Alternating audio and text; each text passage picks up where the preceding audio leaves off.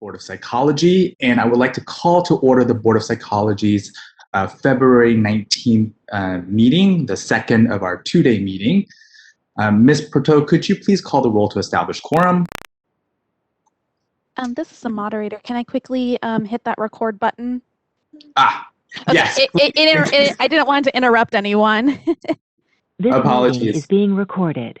All right, there we go. Thank you. Good morning, everyone. My name is Seiran Fu. I'm a board member of the Board of Psychology. Today is February 19th, the second day of our two-day board meeting here. The Board of Psychology protects consumers of psychological services by licensing psychologists, regulating the practice of psychology, and supporting the evolution of the profession. So I'd like to call to order our second day and establish quorum. Ms. Proto, could you please call the roll? Yes, Kasuga. Here. Cervantes. Here. Fu. Aye. Harbsheets. Here. Nystrom. Here. Phillips. Here. Riscate. Here. Rogers. Here. Tate. Here. Thank you. Roll is complete. Thank you so much. So now that we've dispensed with item number 15 as it relates to the establishment of quorum, the board will go into closed session. We are going into closed session for the purposes, excuse me, let me make sure I have the full reading of it. So we are going into closed session for the following purpose. The board will meet in closed session pursuant to Government Code Section 11126, Subdivision C3, to discuss disciplinary matters, including proposed decisions, stipulations, petitions for reinstatement and modification of penalty, petitions for reconsideration, and remands. I also want to state that, and repeat from yesterday's conversation, that pursuant to the provisions of Governor Gavin Newsom's Executive Order N2920, dated March 17, 2020, neither board member locations nor public meeting location are provided. Public participation may be through the Webex link here for our open session items. If you have trouble getting in on the call to listen or participate, please call 916-574-7720. That's 916-574-7720. You can access the materials for the board meeting on our website, at the Board of Psychology's website. And with that, we will be in closed session. We're not going to give a time certain back, but we know that we'll be in closed session at least till about 10:30. I would advise interested parties to check in periodically or have this remain open so that when we do come back from closed session, you'll know from the audio. But I can say that for certain, we will be in closed session for the next 1.5 hours. After that, we would advise that you keep this on and check back frequently. Board members, you've received a closed session call-in number. I would advise that you leave the Webex room just in case for some reason, we are unmuted, and to leave the Webex function and use the call-in number provided to you. Are there any questions from board staff or board members? All right, with that, we are now in closed session. Thanks so much. All right, good morning, everyone. So the Board of Psychology is returning back from our closed session at 10:40. I'm going to quickly just check to see that we have all of our members here.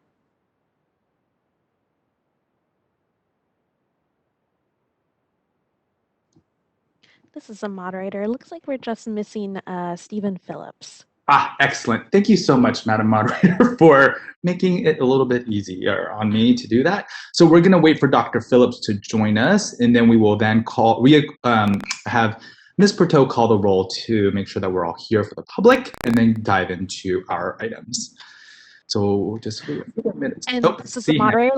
Yep, it looks like Board Member Phillips has just joined. Fantastic.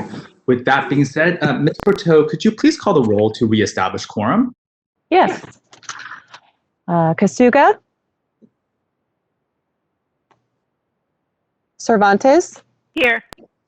Fu. Aye. Harb Sheets. Nystrom. Here. Phillips. Here. Rascate. Here. Rogers. Here. Tate. Here. And repeating Kasuga Here. and Nystrom. No, it was Harb Sheets. Is Mary there? Harb Sheets?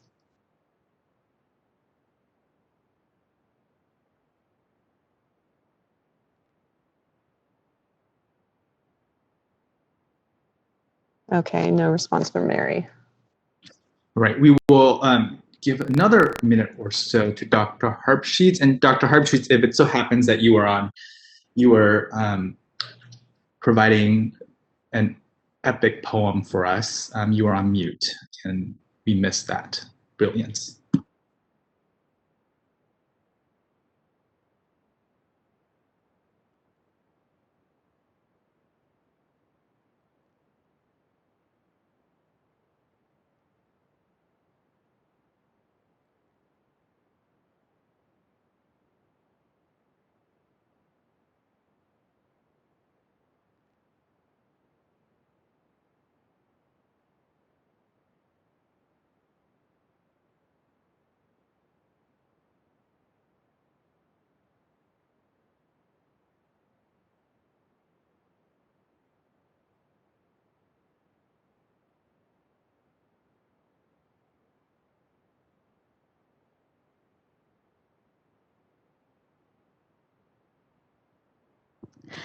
This is the moderator, Board Member Harb Sheets. If you are having trouble unmuting your microphone, just as a reminder, the microphone icon is down at the bottom of your Webex screen.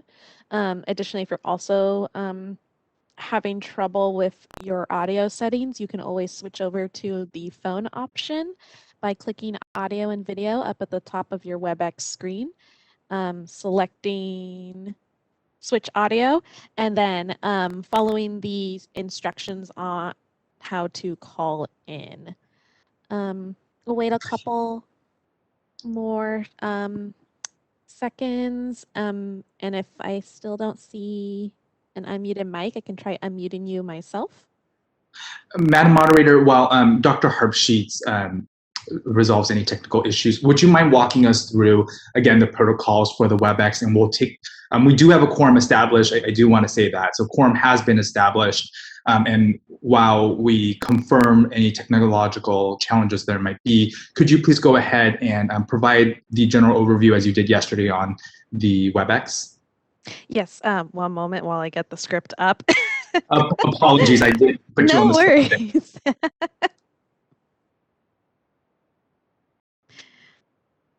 All right. So welcome to the Board of Psychology board meeting. Once again, before we get started, I would like to remind board members and staff who are not speaking to please mute their microphone. If I detect any background noise during the meeting as a result of unmuted microphones, I will provide a brief friendly reminder, or I'll simply mute your microphone. Just a reminder, there are members of the public in the audience today, and meeting minutes are being taken. So I please ask that board members and staff identify themselves before speaking. To facilitate public comment today, we will be utilizing the WebEx question and answer feature. When the board president reaches a point in the agenda at which public comment is appropriate, public comment will be requested, and at the board's direction, I will turn on and announce the opening of the Q&A feature. Members of the public can indicate that they would like to make a comment by clicking on that icon with a question mark within a square located at the bottom right-hand corner of the WebEx screen. Instructions will be shared on the screen each time for your reference. And we have them up right now, so that's what they'll look like every time we open up public comment. In the Ask field, typically in the lower right-hand corner of your Webex screen, members of the public who wish to make a public comment will type, "I would like to make a public comment," and send to all panelists. Any other communication will not be responded to. Members of the public, it is not necessary to identify yourself in order to make public comment. Additionally, I will also take comments in the order that they are received. I will call on the member of the public and unmute their microphone. They'll be given time to give their comment, and at the conclusion, their microphone will be muted, and we will move on to the next member of the public who has indicated they wish to comment. Please note that the Q&A feature is being used only as a means for members of the public to represent that they would like to make a verbal comment.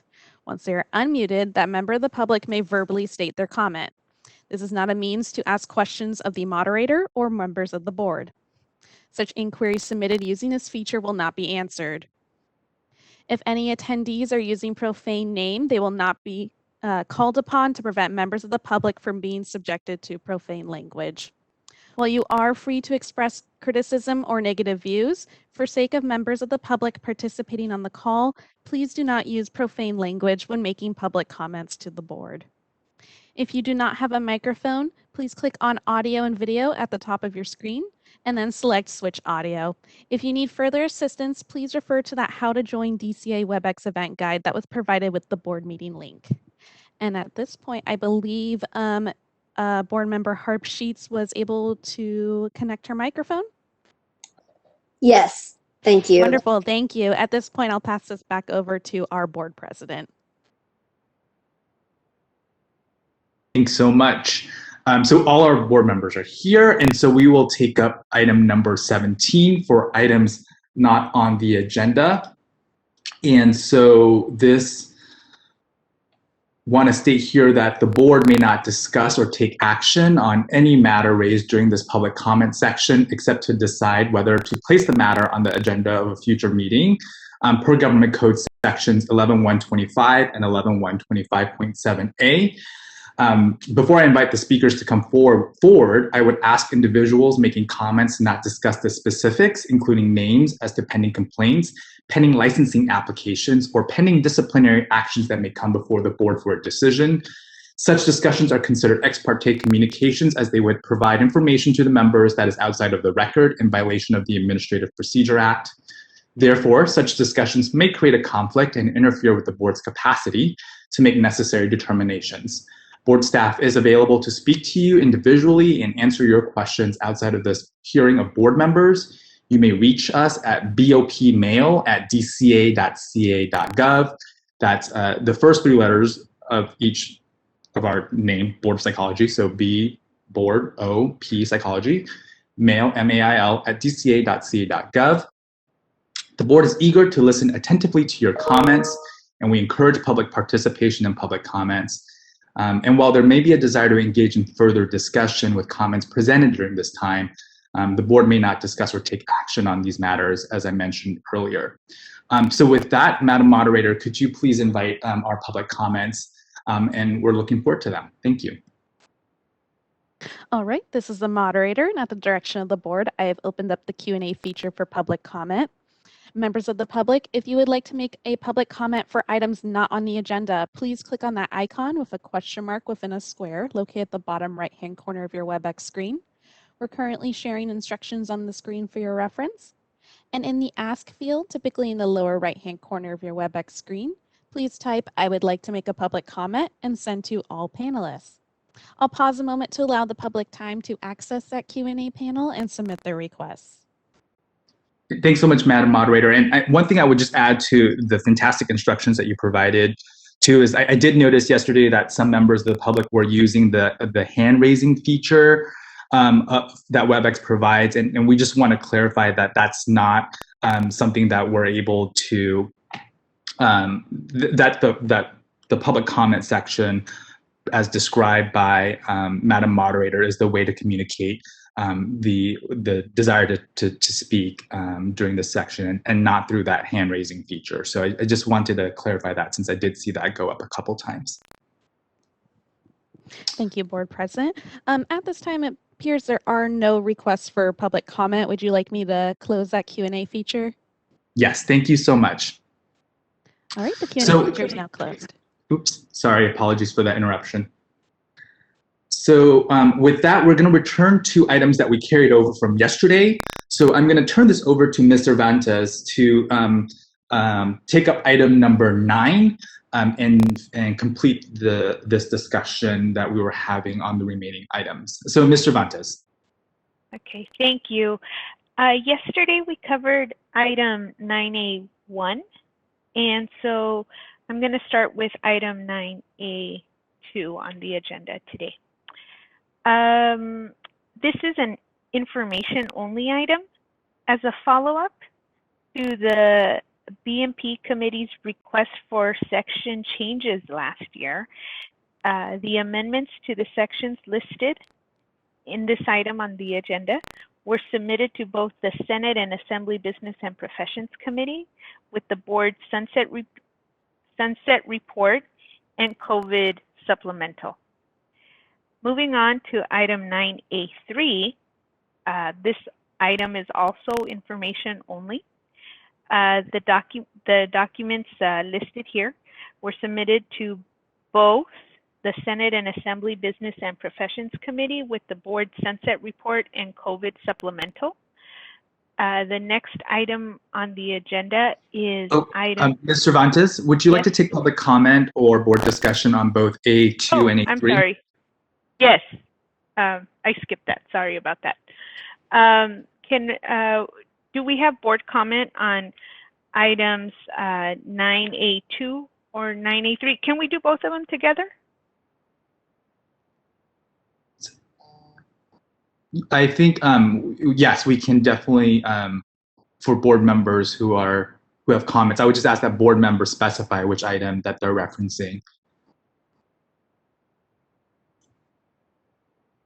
And Ms. Cervantes, I don't see any unmuted mics, so I think you can go to public comment for both those items. Okay, let's do that. Let's open public comment for items 9A2 and 9A3. All right, this is a moderator, and at the direction of the board, I have opened up the Q&A feature for public comment. Members of the public, if you would like to make a public comment on agenda item 9.2 and 9.3 it was, I believe, please click on that icon with a question mark within a square located at the bottom right-hand corner of your Webex screen. I'll go ahead and pause a moment to allow the public time to access the Q&A panel and submit their requests. Thank you.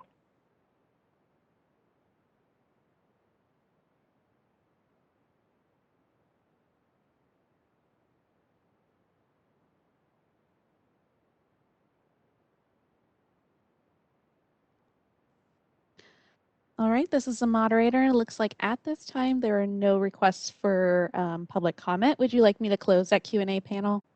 Yes, please. All right, the Q&A panel is now closed. Okay, thank you. I was getting ahead of myself. Now we'll move to the next agenda item, which is item 9B. And this is an update on the California Psychological Association legislative proposal regarding a new registration category for psychological testing technicians. I'd like to take this moment to invite a representative from CPA to provide any updates. Is someone from CPA here? Hi, this is Jason. I think we have Dr. Winkleman as an attendee, so if we could promote her to a panelist. So if we can, actually, Mr. Glass-Steagall, instead of doing that, I think we can go ahead and turn to public comment so that Dr. Winkleman could speak in the public comment phase for any updates on that. Perfect. Okay. If it's okay with the board, let's move to public comment, and then we can have board discussion if as needed.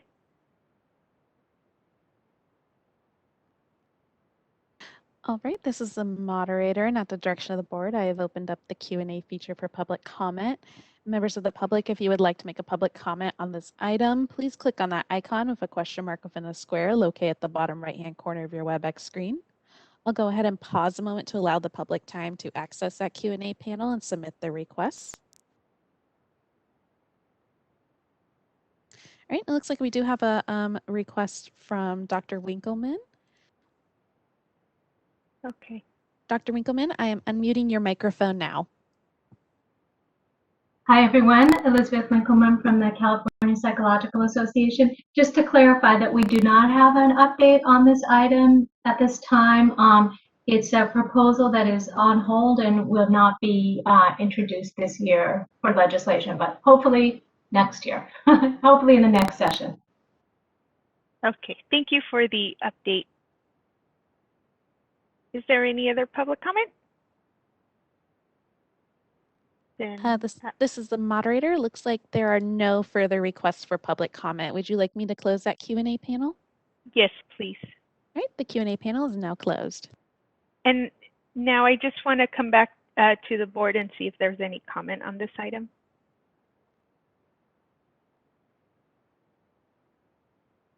No. Seeing none, I'll move over to the next item on the agenda, which is item 9C.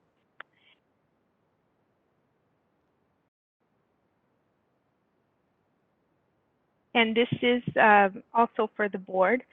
If there are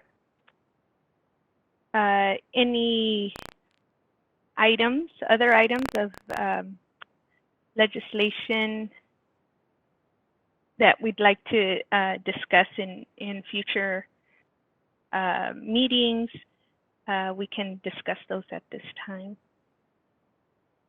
Mr. Vantes, this is Mr. Fu. I do have a comment. Sure. I just want to note that because the bill introduction the bill introduction deadline and also the deadline for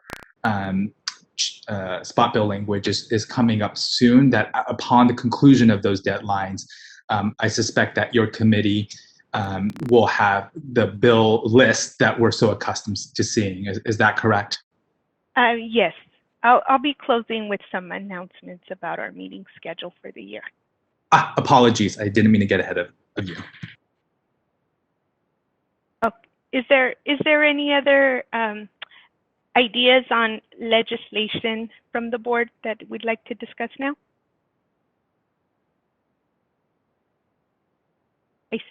I see none. So should I open for public comment on this item as well, since it was on the agenda? Yes, Mr. Vantes, thank you. Okay, so we'll go ahead and open public comment, please. And this is on future legislative items. All right, this is the moderator, and at the direction of the board, I have opened up the question and answer feature for public comment. Members of the public, if you would like to make a comment on legislative items for future meeting, please click that Q&A icon at the bottom right-hand corner of your Webex screen. I'll pause a moment to allow the public time to access that Q&A panel and submit their requests.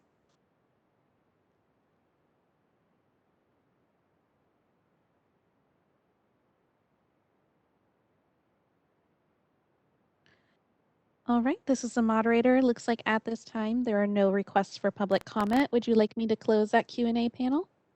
Yes, please. All right, the Q&A panel is now closed. Okay. Thank you. Thank you, everybody. I'm sorry I was a little clumsy with our protocols on public comment and board comment. I'll do better next time, I promise. So just to conclude my report, I'd like to add that the Legislative and Regulatory Affairs Committee that I'll be chairing this year has changed its March meeting from March 26th to March 19th, and that'll be noticed appropriately. We still have time for that, but I did want to acknowledge that change. We also have a meeting scheduled on June 11th. Also, in the hand carry folder, there is an item that is this year's legislative calendar. As Mr. Fu noted, the legislative deadline is coming up by our May board meeting. Our committee would have reviewed some legislative language and have recommendations for the board on positions. That's our normal legislative cycle that is unfolding now, since the deadline is coming up. Actually, it's today, I think. So those items are available for you, and if you'd like to, for the board members, I think what I invite you to do is just to anticipate that cycle, anticipate our discussion here, so that we can hear from you your ideas on our legislative package for the year.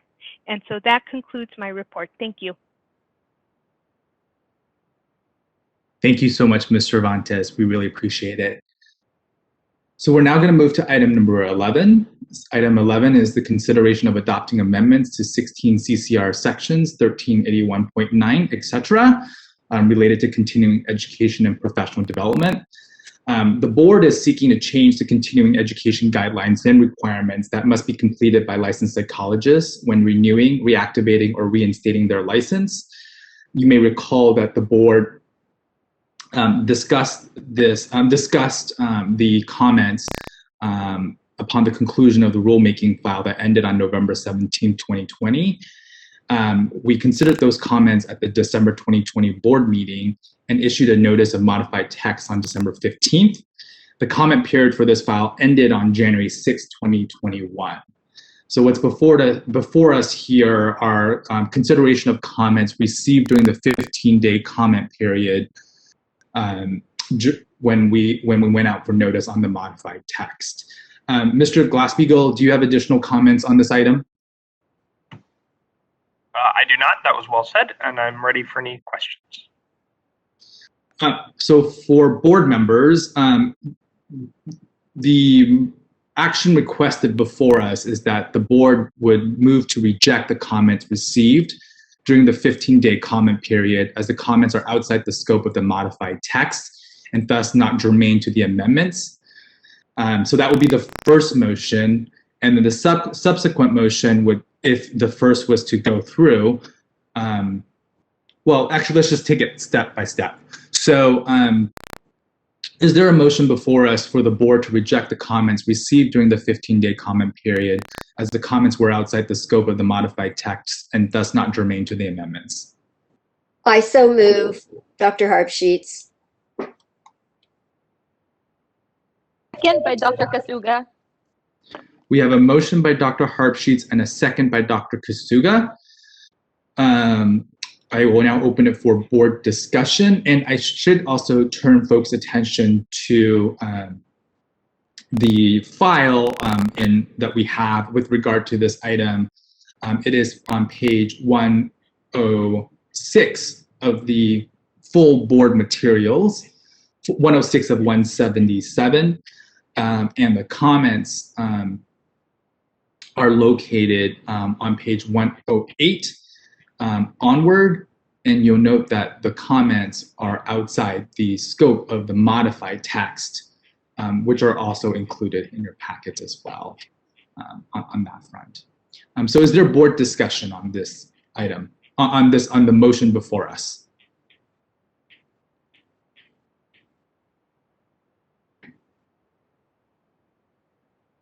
All right, seeing no further board discussion on the motion before us, Madam Moderator, could you please open the public comment section for this motion? All right, this is the moderator, and at the direction of the board, I have opened up the Q&A feature for public comment. Members of the public, if you would like to make a comment on this motion, please click on that icon with a question mark within a square located at the bottom right-hand corner of your Webex screen. And it looks like we do have one individual who has requested public comment.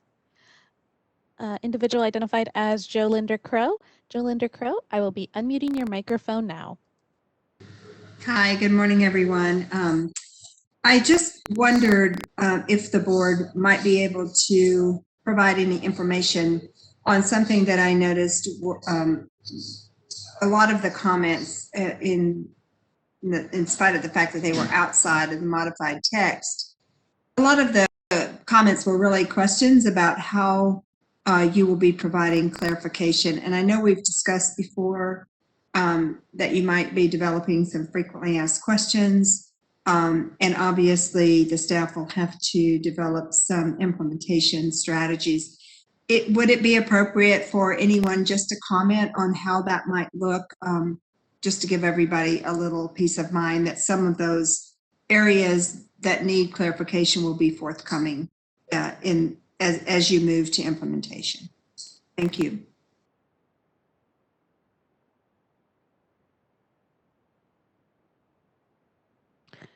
All right, this is the moderator, and it looks like at this time there are no, oh, I apologize. We do have one, another individual has requested public comment, Dr. Winkleman.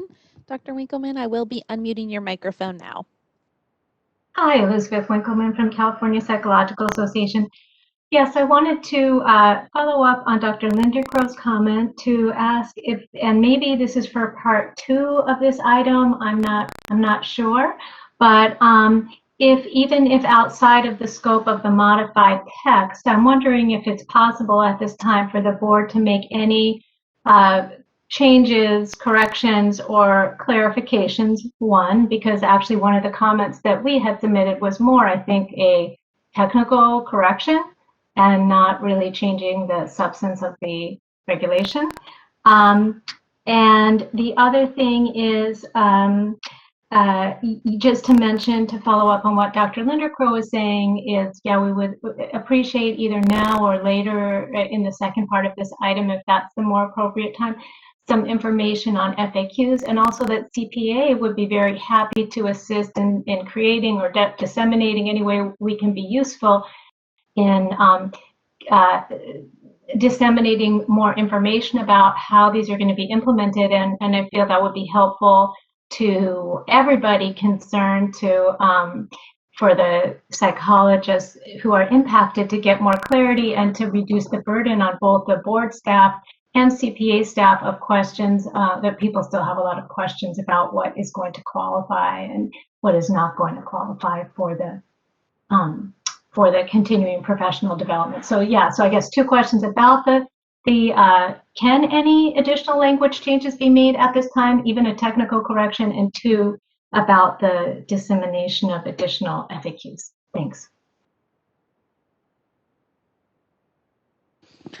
All right, this is the moderator, and it appears at this time that was our last individual who has requested public comment. Would you like me to close that Q&A panel? Yes.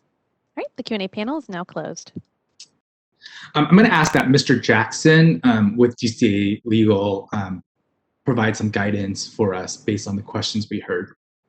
Mr. Jackson? Sure. Thank you, Mr. Chairman. Yes, during the 15-day comment period, it's sort of a funneling approach so that any questions that were related to the original comment period or from the original text that were not modified for the 15-day comment period are considered outside the scope, hence the motion that was made. So there's the original motion from the last board meeting that was made did allow for technical revisions and grammatical and that sort of revisions to be able to be made by the executive officer. But as to anything beyond the scope of the revisions that were made that are the content of this hearing, anything outside of that would be considered inappropriate because it's related to the prior or another issue that did not involve a change.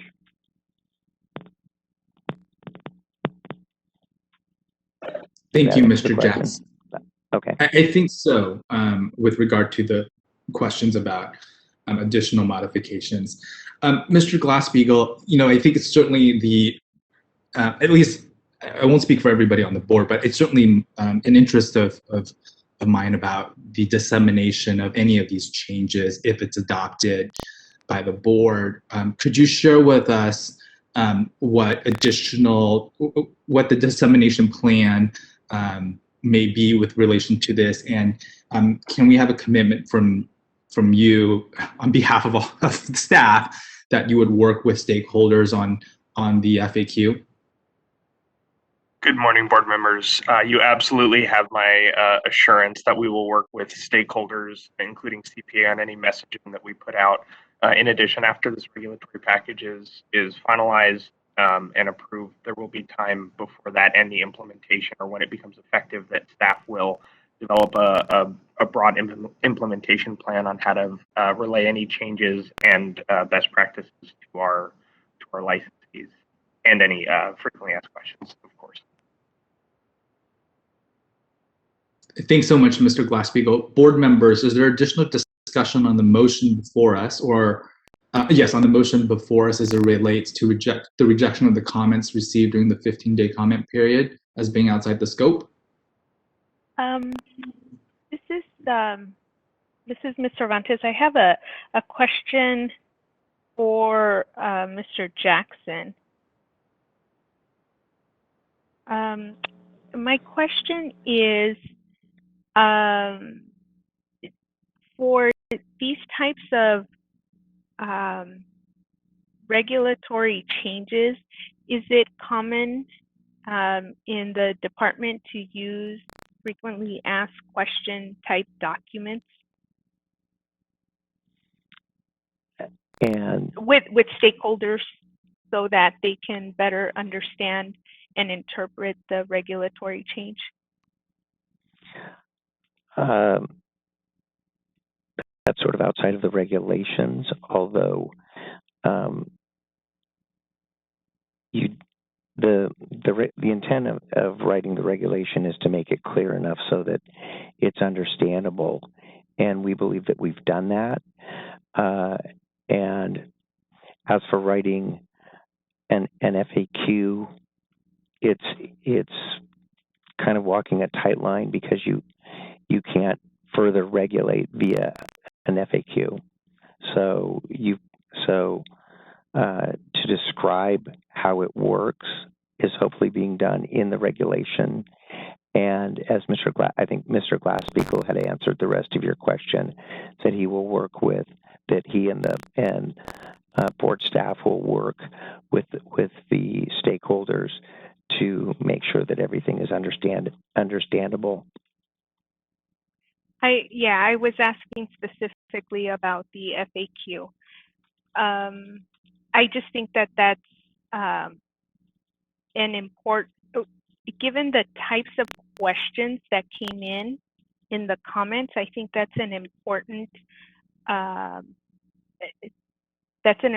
element here, because what happens is that people have a specific situation, and we have a multi-generational community of licensees.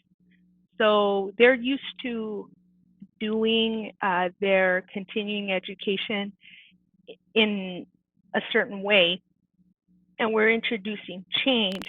And so they will have a specific question about, does this fit or does that fit? As they're trying to figure out or plan their professional development. And the reason I say that is because as a customer service practice,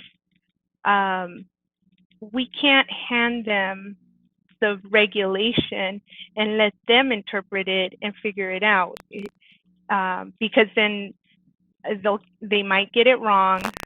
They might be subject to sanctions on their license if they get it wrong, or all these different things that can happen. And so we really should, I just want to elevate the questions that were here. While I don't want to, I want to stay within our task today of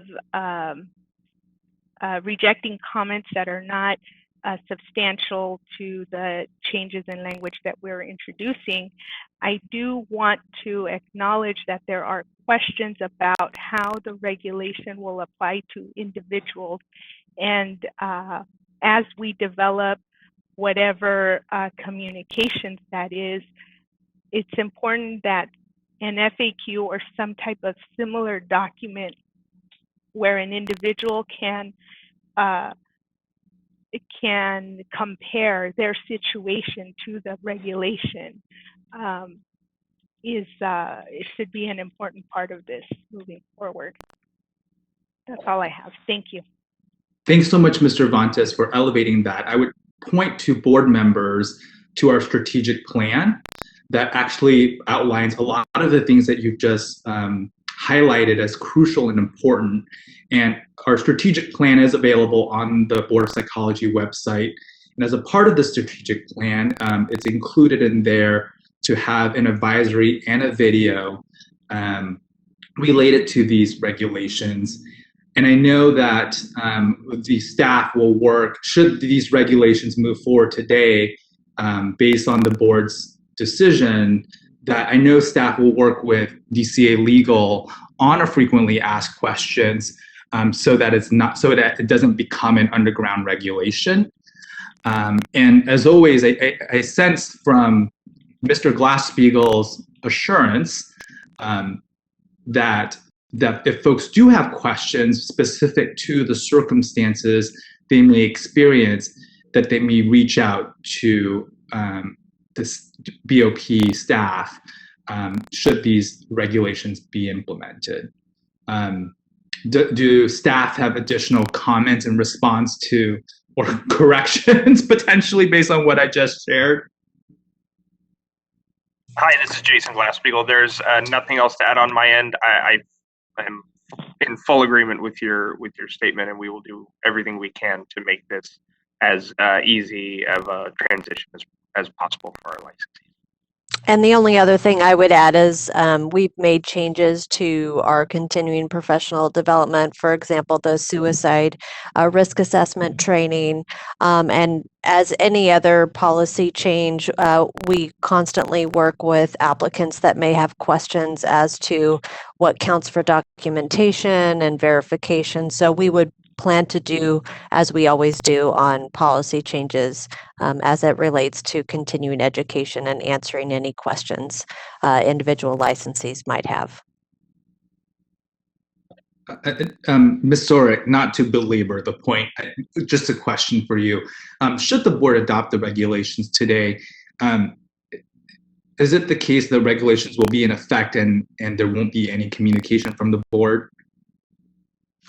No, it would need to go through the approval process through the Office of Administrative Law.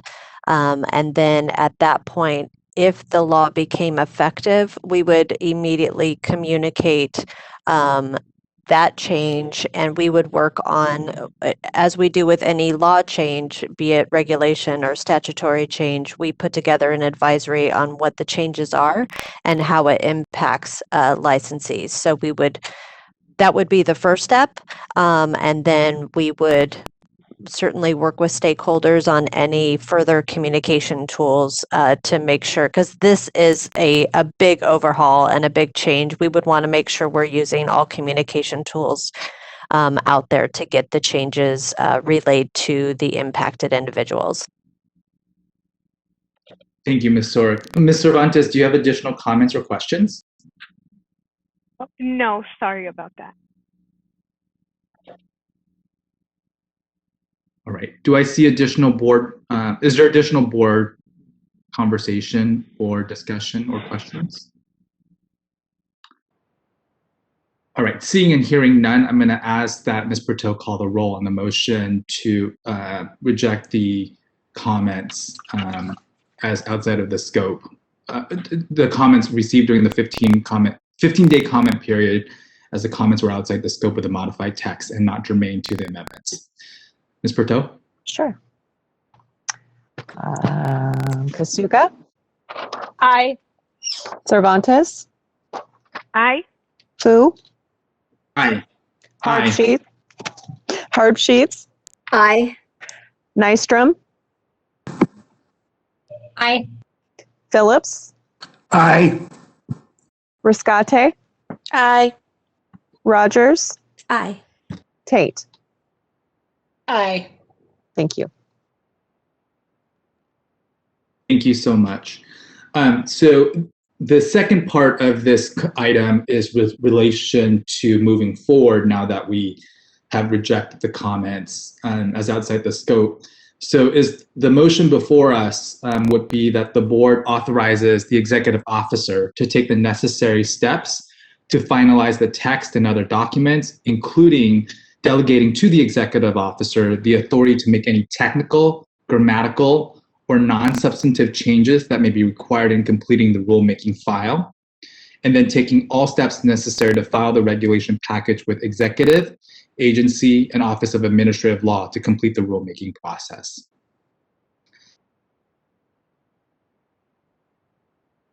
Is there a board member who would like to make that motion? So move. Dr. Tate has made the motion. Is there a second? Ms. Nystrom, second. I heard Ms. Nystrom second.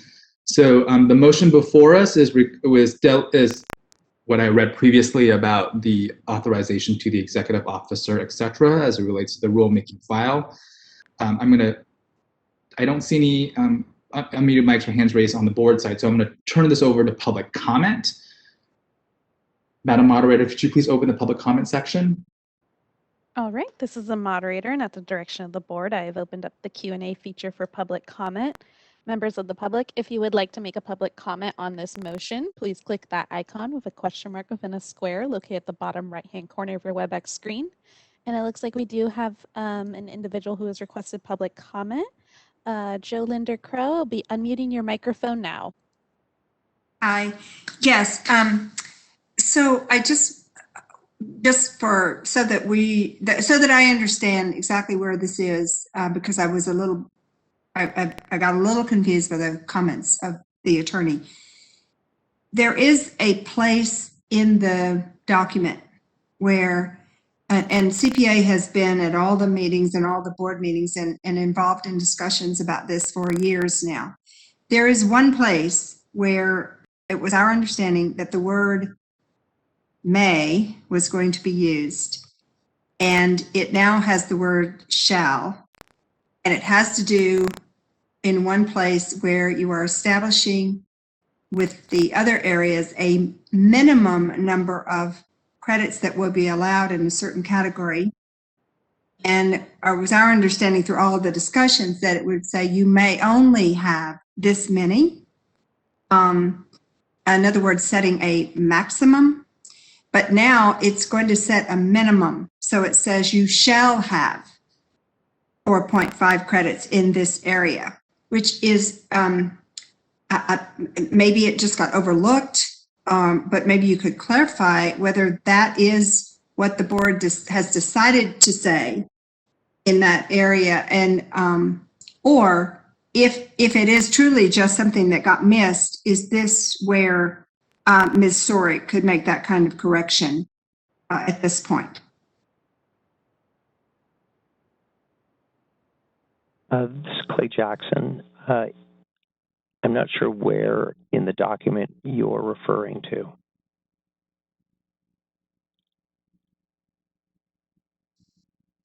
Yes, okay, it's it is 1397.61, and it's in F3. It is, let's see, it's referring to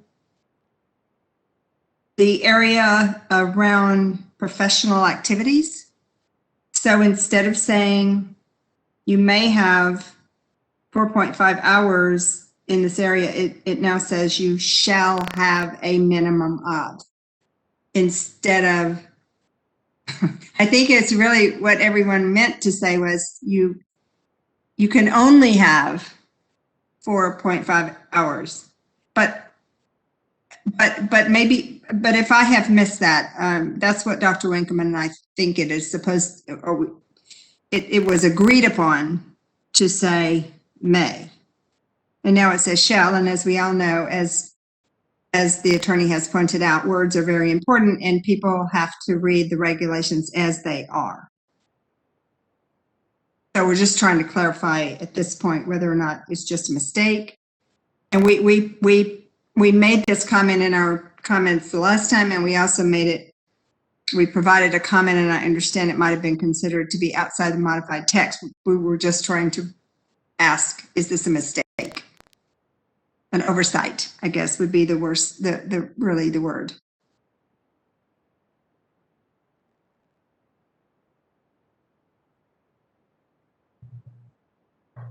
Dr. Linda Crow, I have the text up, and I was trying to scroll to where you were talking about. You said 1397.61A. It's on page 132, or was it 132 of the combined packet? Under 3, professional service A, where it reads a minimum of 4.5 hours and a maximum of 12 hours shall be credited, I apologize, in professional service.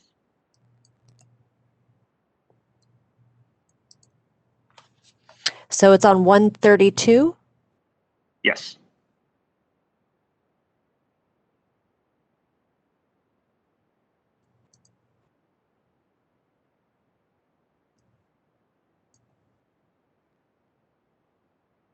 Oh, I see.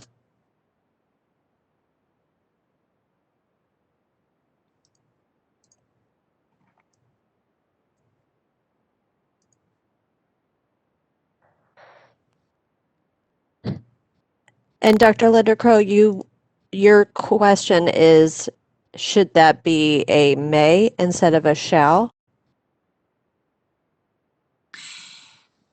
Yes, but actually, if Dr. Winkleman could comment on this, I think maybe she could explain it a little bit better.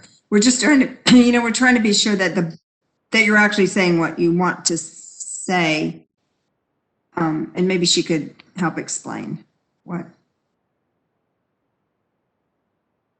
This is the moderator. Would you like me to unmute Dr. Winkleman's mic? Yes, please. Thank you. All right, Dr. Winkleman, I'll be unmuting your microphone now. Thank you. Thanks very much. It's Elizabeth Winkleman. Yes, to follow up on what Dr. Linda Crow was saying, we did make this comment among many comments in our first set of comments, and then in the second one for the modified text, I realized it's out of the scope. So our hope is that it could be considered a technical correction that the board staff would be able to make. My understanding from all of the discussions were that there needs to be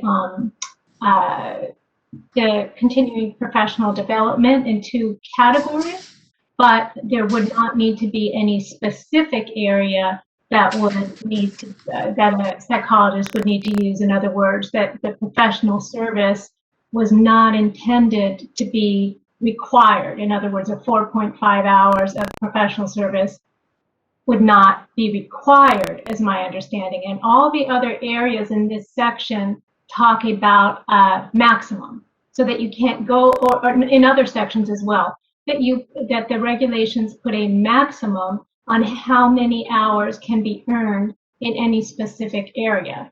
So the concern is that the language, and I don't think this was the intent of the regulation, but our concern is that the language in that 3A, unlike all the other areas, it says minimum of 4.5 hours and a maximum of 12 hours shall be credited. So that sounds like the mandate is for a minimum of 4 hours and a maximum of 12, or I think that it should be permissive to get I think what is intended is that you can't use that category unless you have at least 4.5 hours of professional services, but not that it would be mandated that you would have 4.5 hours. And this could be corrected by simply changing the word shall to may in 3A, or you could say something like a minimum of 4.5 hours may be credited and maximum shall be credited. I find that a little confusing. In any case, some language to clarify if that is the intent of the board and the regulations, that it would not be mandatory for every psychologist to have a minimum of 4.5 hours of professional service when completing their continuing. Hello, Dr. Joyce Duffy. So, I see what Dr. Winkleman is trying to say and do in that clarification with regard to that section on page 132. And I'm sorry, I should identify myself. This is Seiran. Because everything else under F has a maximum of, and this is the section here that has a minimum of and a maximum. So I think the clarity sought here that Dr. Winkle is trying to make is just highlighting the language inconsistency, perhaps, with regard to intent that she has just clarified for us. So I think the confusion might be it's a minimum of 4.5 hours may and a maximum of 12 hours shall. That the minimum required is 4.5 hours, but that it's not required to do 12 hours total. Is that accurate, Dr. Winkleman? I apologize if I'm not as articulate as you on this matter. I'm afraid I'm not being very articulate. I think that the idea is that I think that language would change it, but that but yes, that the 4.5 hours is not a mandatory requirement for every psychologist, and it could be certainly corrected, as you said, or clarified by saying a minimum of 4.5 hours may be credited and a maximum of 12 hours shall be credited, or simply a minimum of 4.5 hours and a maximum of 12 hours may be credited. Either way.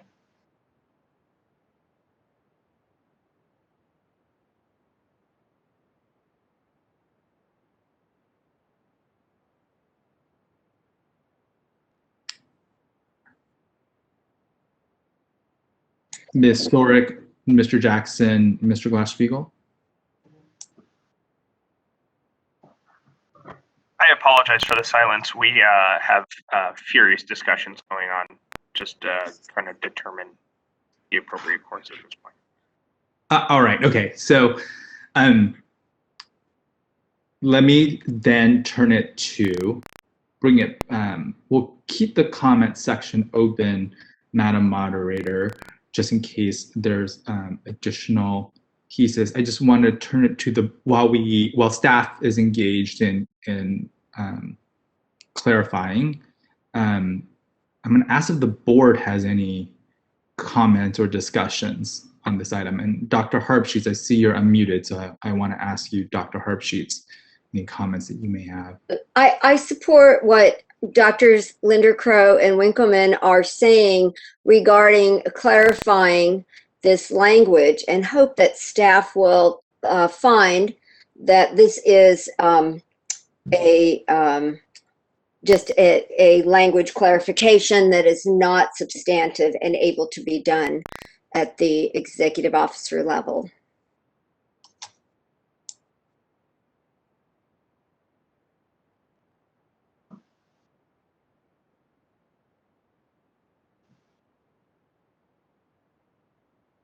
Could we just make a motion to clarify that? So the motion is on the table already, and I think what we're trying to figure out is if the points raised by Dr. Winkleman, Dr. Joe Linder Crow are along the lines that it's non-substantive, that we can just correct as a part of the process. But I think we want assurances from staff and our legal counsel that's the case. So okay, I'm just gonna throw this out there. The way I'm looking at it is there are several acceptable learning activities under professional activities, and you don't have to do any of them. But if you choose to do professional service, you would just have to do at least 4.5 hours. And you can't do any more than 12 hours. That's the way I'm looking at that. So, and the board is required to credit you with that if you provide the verification. So, process-wise, if the board agrees that we need to change shall to may in this one, because in this list, it's the only one that has a minimum and a maximum. But what we're not saying is that we're requiring professional service to be selected. There's a menu, in other words. So if the board agrees that there needs to be clarification from shall to may, that will need to be a 15-day notice. That will have to go back out for comment on that part. If the board chooses not to go out to 15-day and not to make that clarification, the way staff looks at that, and we could clarify this in the implementation activities, that is not a required professional activity to select in order to get credit. So I'm just throwing that out there if that makes any sense to add to the discussion. Ms. Sorick, I'm going to ask if Mr. Jackson can opine on what you've provided us. So the question I have for Mr. Jackson is, based on Ms. Sorick's comments, could those be clarified in the FAQ, in the frequently asked questions, so that the interpretation that Ms. Sorick has provided, which I think is consistent with the desired impact from Dr. Winkleman and Dr. Joe Linder-Crow, is included in the FAQs, and that those FAQs are not considered underground regulation? If I can, this is Clay Jackson, if I can unpack that individually. First, I agree with everything that Ms. Sorick just said. Changing shall to may would be considered substantive, substantial, and it would require an additional 15-day comment period if that change were to be made. I also agree that that professional service is not a requirement, that someone is not required to do professional service, but if they do, they would have to take the minimum of 15 hours and a maximum of 12 hours. And so I don't believe that that is vague, because it doesn't say that you have to take professional service at all. So I agree with what Ms. Sorick has said there. As to whether it could be cleaned up in an FAQ, that can be done, not cleaned up per se, but just explained, if nothing else, to state what Ms. Sorick just said. And it's the extent that an FAQ would go in discussing a regulation and regulation text, that it could be considered an underground regulation. So as long as it's not trying to further regulate on the topic that the regulation is supposed to do, then it would not be an underground regulation. So I believe that answered all your questions, and I as I said, I think Ms. Sorick fully answered the question. So. Thank you, Mr. Jackson and Ms. Sorick. I'm going to ask, Madam Moderator, if you could, if that Dr. Winkleman's unmuted. Dr. Winkleman, is what Ms. Sorick provided in terms of the interpretation consistent with the desired impact you would like to have?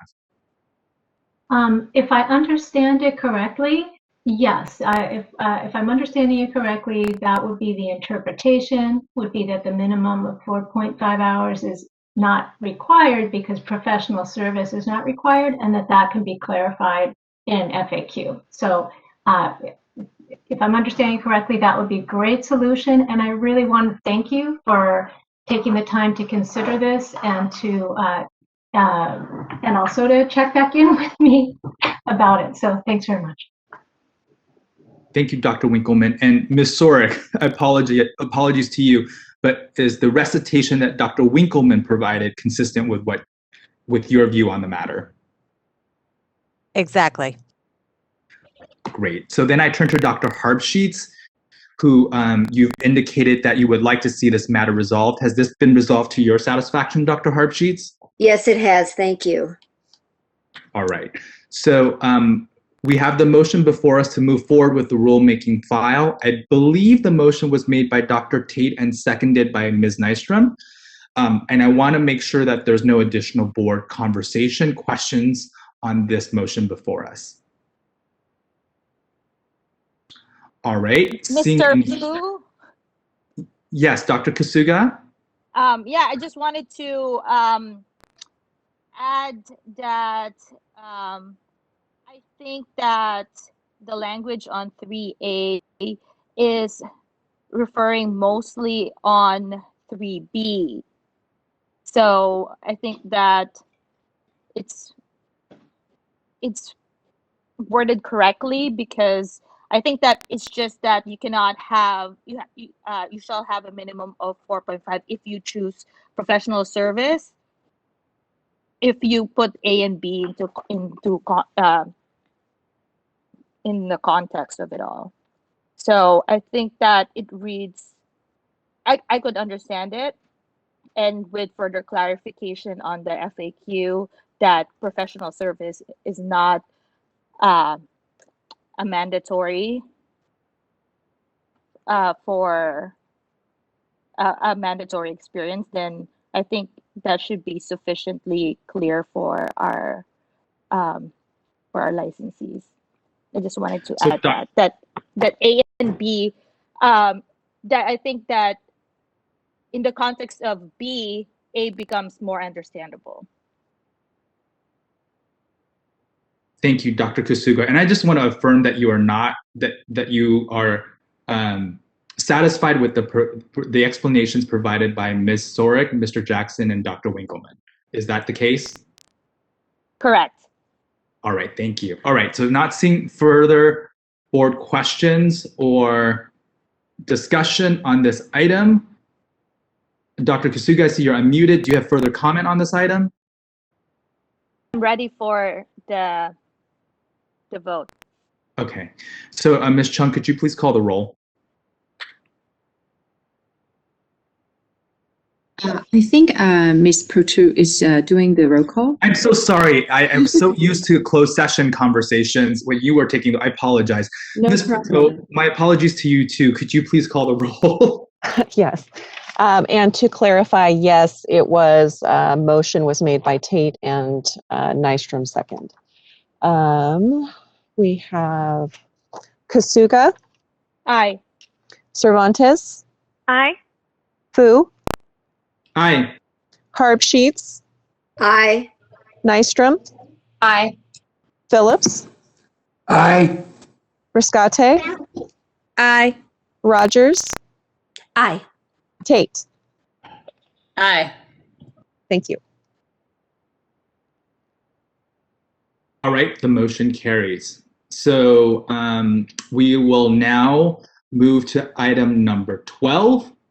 This is for, let me pull this up on my end. And I just, sorry, before I move on to item 12, I just want to appreciate staff and our stakeholders, Dr. Winkleman, Dr. Jolinda Crow, for clarifying that. I think that, that was an important clarification that needed to happen, and appreciate the indulgence of the board on that. So thank you.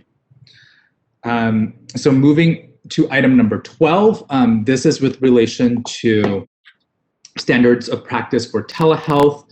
As you may recall from our December discussion, we reviewed the public comments received during the notice comment period. We made additional modifications to the to the committee amendments, and we addressed those comments as well. This text was then put out for comment with a notice of modified text on December 4th. That 15-day comment period concluded on December 22nd. And so, Mr. Glassbeagle, is there additional comments on on item 12 as it relates to the modified text and the comments received. I have nothing in it additional to add. Staff is requesting the board or recommending the board reject the comments as the comment as it is not related to the modified text.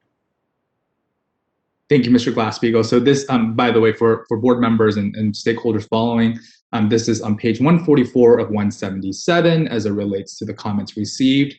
So the motion before the board is that the board reject the comments received during the 15-day comment period as the amendments are outside the scope of the modified text and thus not germane to the amendments.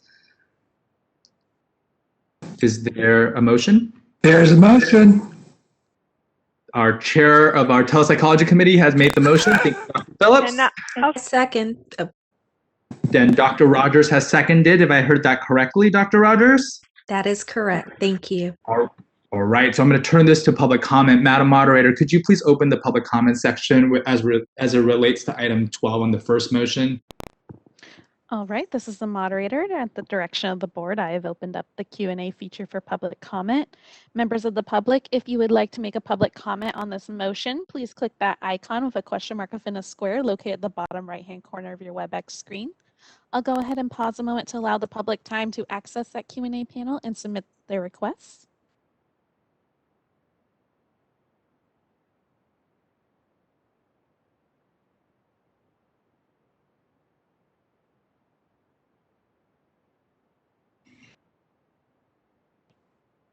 All right, this is the moderator, and it looks like at this time there are no requests for public comment. Would you like me to close that Q&A panel? Yes, please. Thank you. All right, the Q&A panel is now closed. All right. Is there further board discussion on the motion before us in rejection of these comments is outside the scope? Seeing no hands or unmuted mics, I'm going to turn this over to you, Ms. Pertot. Could you please call the roll? Yes. Kasuga? Aye. Cervantes? Aye. Fu? Aye. Harb-Sheets? Aye. Nystrom? Aye. Phillips? Aye. Riscate? Aye. Rogers? Aye. Tate? Aye. Thank you. Thank you so much. That motion carries. And so on the second item as it relates to this would be the board consider a motion to authorize the executive officer to take the necessary steps to finalize the text and other documents, including delegating to the executive officer the authority to make any technical, grammatical, or non-substantive changes that may be required in completing the rulemaking file, and then taking all steps necessary to file the regulation package with executive agency and Office of Administrative Law to complete the rulemaking process. Is there a motion from the board? So move. Moved by Dr. Tate. Is there a second? Second. Seconded by Dr. Kasuga.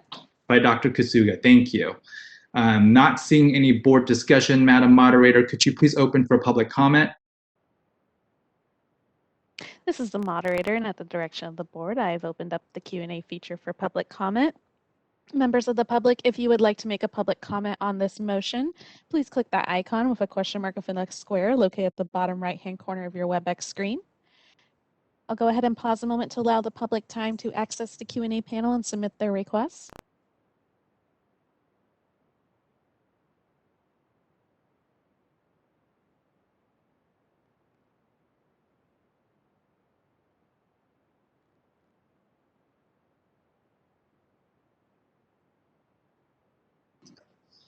All right. Madam Moderator. There you go. Sorry, I apologize. No worries. This is the moderator. It looks like there are no requests for public comment. Would you like me to close the Q&A panel? Please do. Thank you. Great. The Q&A panel is now closed. All right, back for board discussion. Board members, do you have additional comments on the motion before us or discussion or questions? All right, seeing and hearing none, Ms. Pertot, could you please call the roll? Kasuga? Aye. Cervantes? Aye. Fu? Aye. Harb-Sheets? Aye.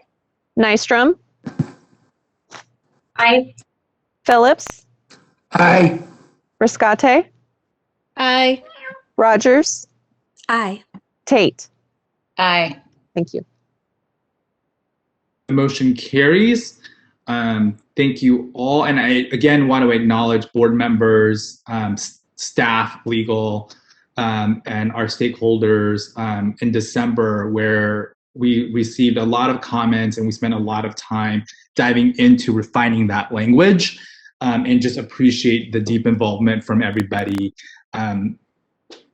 in December, so that we can get to this point. And really hats off to our telepsychology committee who worked hard on this, as well as our past members of the telepsychology committee who've been involved in this work as well. Dr. Phillips, do you want a victory laps comment section, or would you like to move on? There's part of me that wants to move on. There's part of me that wants to do a happy dance. I will do it, but you don't have to observe it. All right.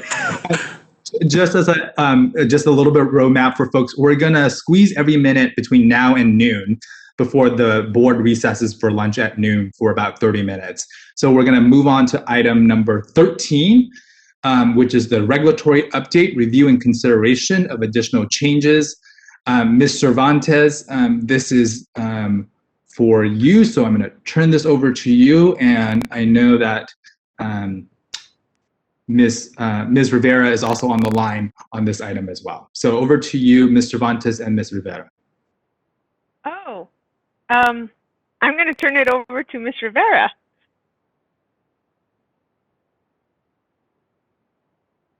Hello. Hang on. Give me one moment. Ms., while you bring your materials forward, Ms. Rivera, thank you so much. And we just, again, like to welcome you to the board. And so glad that you're able to join us today. So welcome. And I thank you. And I may punt it to Jason just because I'm still getting my feet wet and set in terms of everything that's going on. So if I punt it to Jason, you'll know why. But let's see.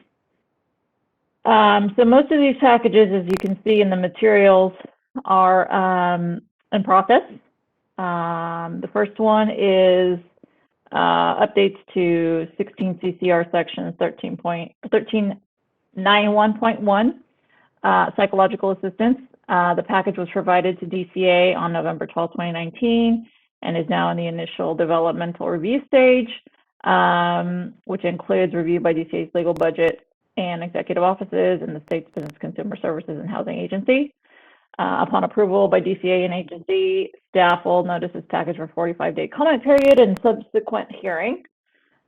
Moving next to the retired license renewal and expired license and psychologist fees. It's also in the initial departmental review. It was sent to DCA on November 14th of 2019.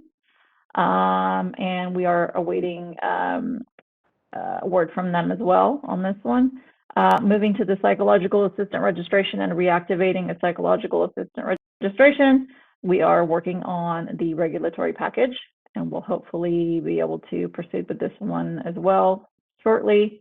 In terms of the substantial relationship criteria, section 1395, board staff submitted the final package to OAL on August 27th of last year. Staff received technical non-substantive changes on January 12th of this year and submitted the package back to OAL. OAL is currently pending the standard 399 from the Department of Finance. Actually, this one has been approved, I believe. Am I right, Jason? You are correct, on February 11th. So that one has been approved, which I guess is a big deal around here. Did I miss anything, Jason? The only additional change I wanted to notate is on the psychological assistant regulatory package. Staff did receive edits and comments back from DCA earlier this week, and we are scheduled to meet next week to review those documents. And then apologies. It's okay. I just want to say that this is page 148 in the combined package for folks following along, because there was a lot of numbers of regulation. You can see more detail there. Thank you. Thank you, Ms. Cervantes, and thank you to Ms. Rivera and Mr. Glass-Steagall for that update. And we look forward to the addition of 2 other items that were adopted today, appearing on that list and making their way slowly through those boxes before us. Madam Moderator, could you open this for public comment? All right, this is the moderator, and at the direction of the board, I've opened up the Q&A feature for public comment. Members of the public, if you would like to make a comment on this item, please click that Q&A icon at the bottom right-hand corner of your Webex screen. I'll go ahead and pause a moment to allow the public time to access the Q&A panel and submit their requests.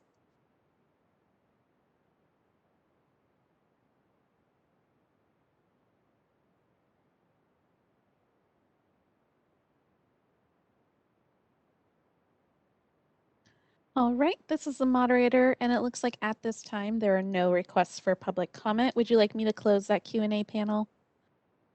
Please do, thank you. All right, the Q&A panel is now closed.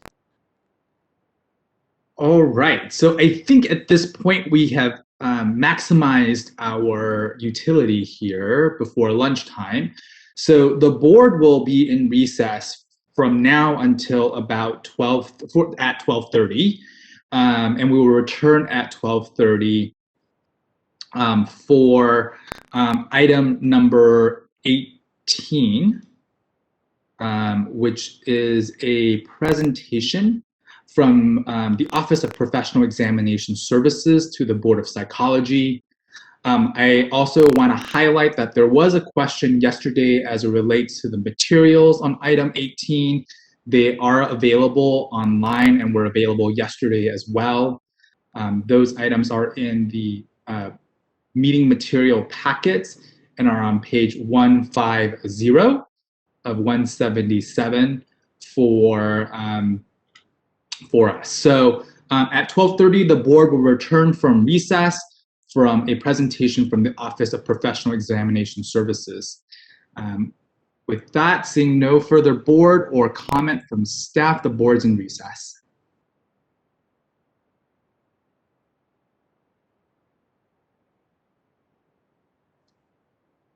All right, this is the moderator, and just as a reminder for board members and panelists, please keep your microphone muted while we're in recess. I'll try to keep an eye on that while we're in recess, and we will return at 12:30 p.m. Thank you.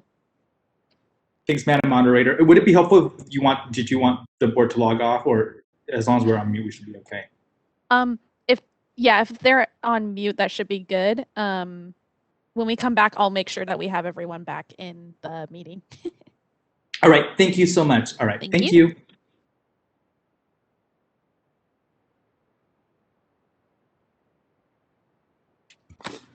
Good afternoon, everyone. The time, excuse me, the time being now 12:30 p.m. I would like to call the board back from its recess.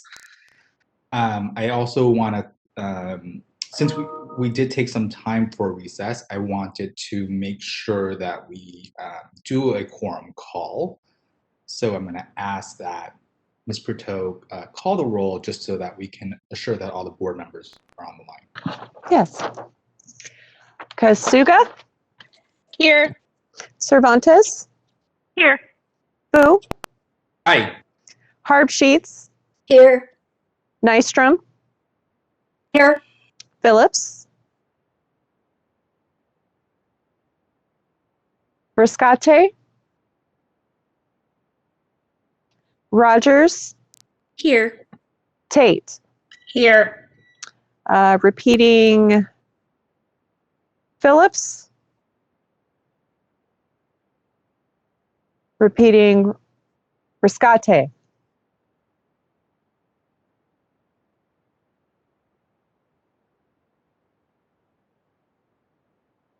Thank you, Ms. Proto. So we'll go ahead and make sure we reach out to those 2 board members. And while they may be coming online or perhaps unmuting themselves, I just, before we get on to our next item, I just wanted to express my gratitude to both staff, board members, our fantastic support team at Solid and DCA Legal for today and for all of our board meetings, as well as our public members who are, as well as our public who are attending as well. I know that many of us attending here today have caretaker responsibilities and other responsibilities outside of this, and we're juggling this remote situation, and really appreciate the investment in time as well as understanding the different scenarios that people are in right now given this pandemic. And so wanted to make sure that the board reiterated our gratitude to our public and thanks. So, Dr. Phillips, Mr. Escate. I'm here. Dr. Phillips is present, and Mr. Escate.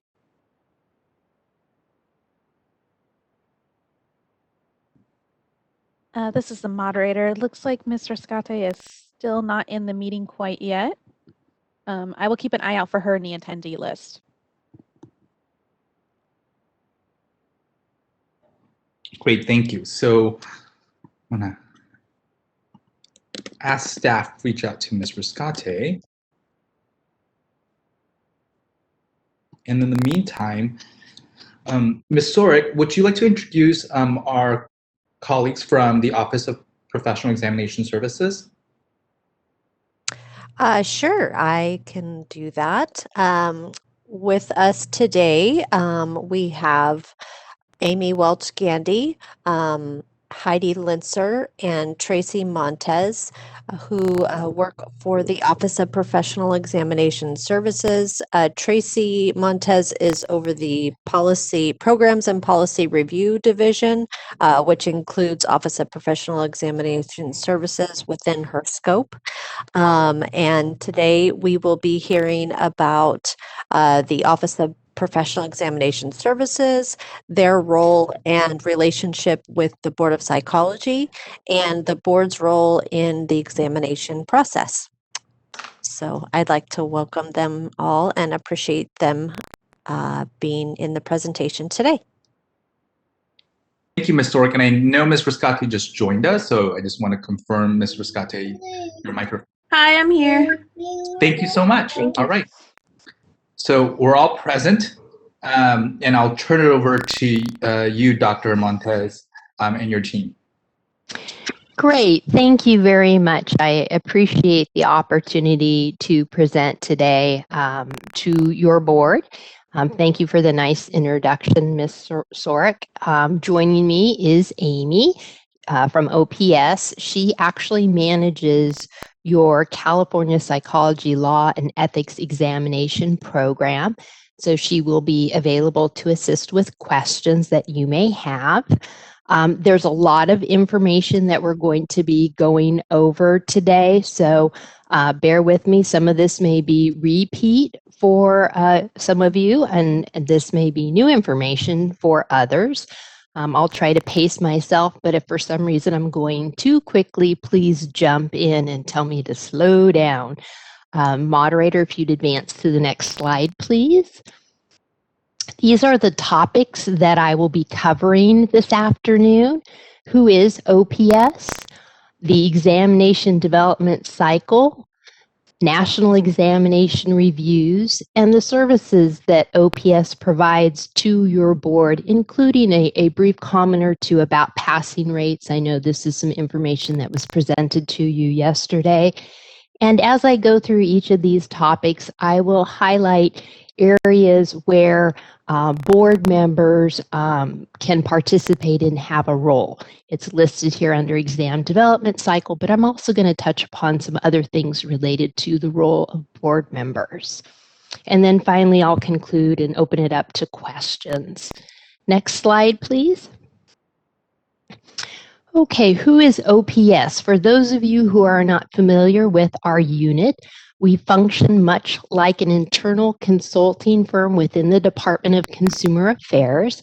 We provide professional consulting services in examination, validation, and development for almost all of our boards and bureaus and committees within the department. Not quite all of them, but to some degree we do provide services. We are trained in psychometrics or testing, And the work we do and the recommendations that we make are based on regulations, professional guidelines, and technical standards related to licensure examinations, and I will detail those out for you. Next slide, please. Before doing so, I'd like to show you many of our clients. You will see in this slide that there are several boards, bureaus, and committees that we work with. We also have some external clients, one of them being the California State Bar that we are doing some work for. With these clients, we provide services that range from general consulting to complete examination validation, which includes conducting an occupational analysis, developing an exam, and administering it. And again, I'll talk about each of those components later. But again, I wanted to just illustrate the range of professions that we work with at OPS. Next slide, please. So here are those critical regulation standards and guidelines that we follow. We have Business and Professions Code Section 139 that is unique to California.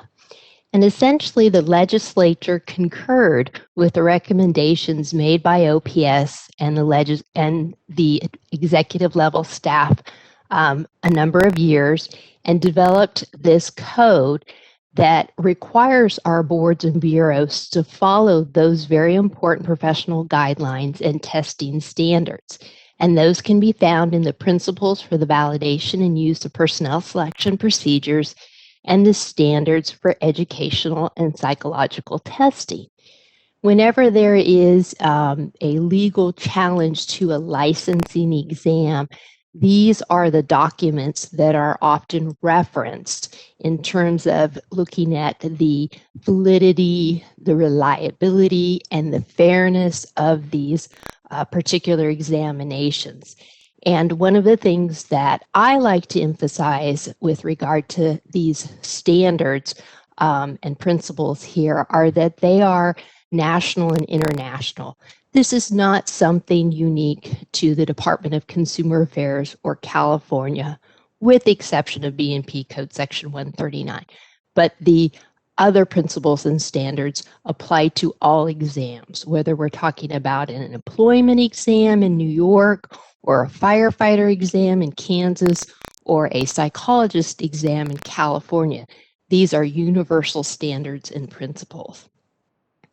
So with regard to Business and Professions Code Section 139, what board members can do is to hold your board management to these requirements, making sure that the report is compiled every year and submitted to OPS timely, because OPS is required to submit a comprehensive report to the legislature. And this is actually done through DCA's annual report. I do want to note that your board has always been responsive and timely to these requests. So again, this is an area where your board can communicate with the executive officer and make sure that this annual information is updated and provided to OPS. Next slide, please. So if we step back and take a look at the big picture, again, we have these guidelines and standards that help us with our work of constructing licensing examinations. Let's remind ourselves what the purpose is. And the purpose of a licensing and DCA's mission is to protect the public, which consists of consumers, patients, and clients. When we dig down into the licensure examination itself, the goal is to distinguish between those practitioners who can practice safely and competently from those who cannot. So if we just look at this graphic, again, we're trying to distinguish who's safe and who's not. Now we do this by ensuring that our examinations are developed so that they're valid and reliable for making these kinds of decisions. And to be fair, when we are making decisions about who's legally allowed to practice, we must focus on entry-level tasks and knowledge important for public protection. So when OPS develops their examinations, it's to ensure that examinations protect consumers while not limiting access to occupations. So we work as a mechanism to balance between these two goals. The board and OPS must protect the public, but we don't want to establish any artificial barriers to licensure. So it's very important that we focus on entry-level job tasks and knowledge critical for public protection. Next slide, please.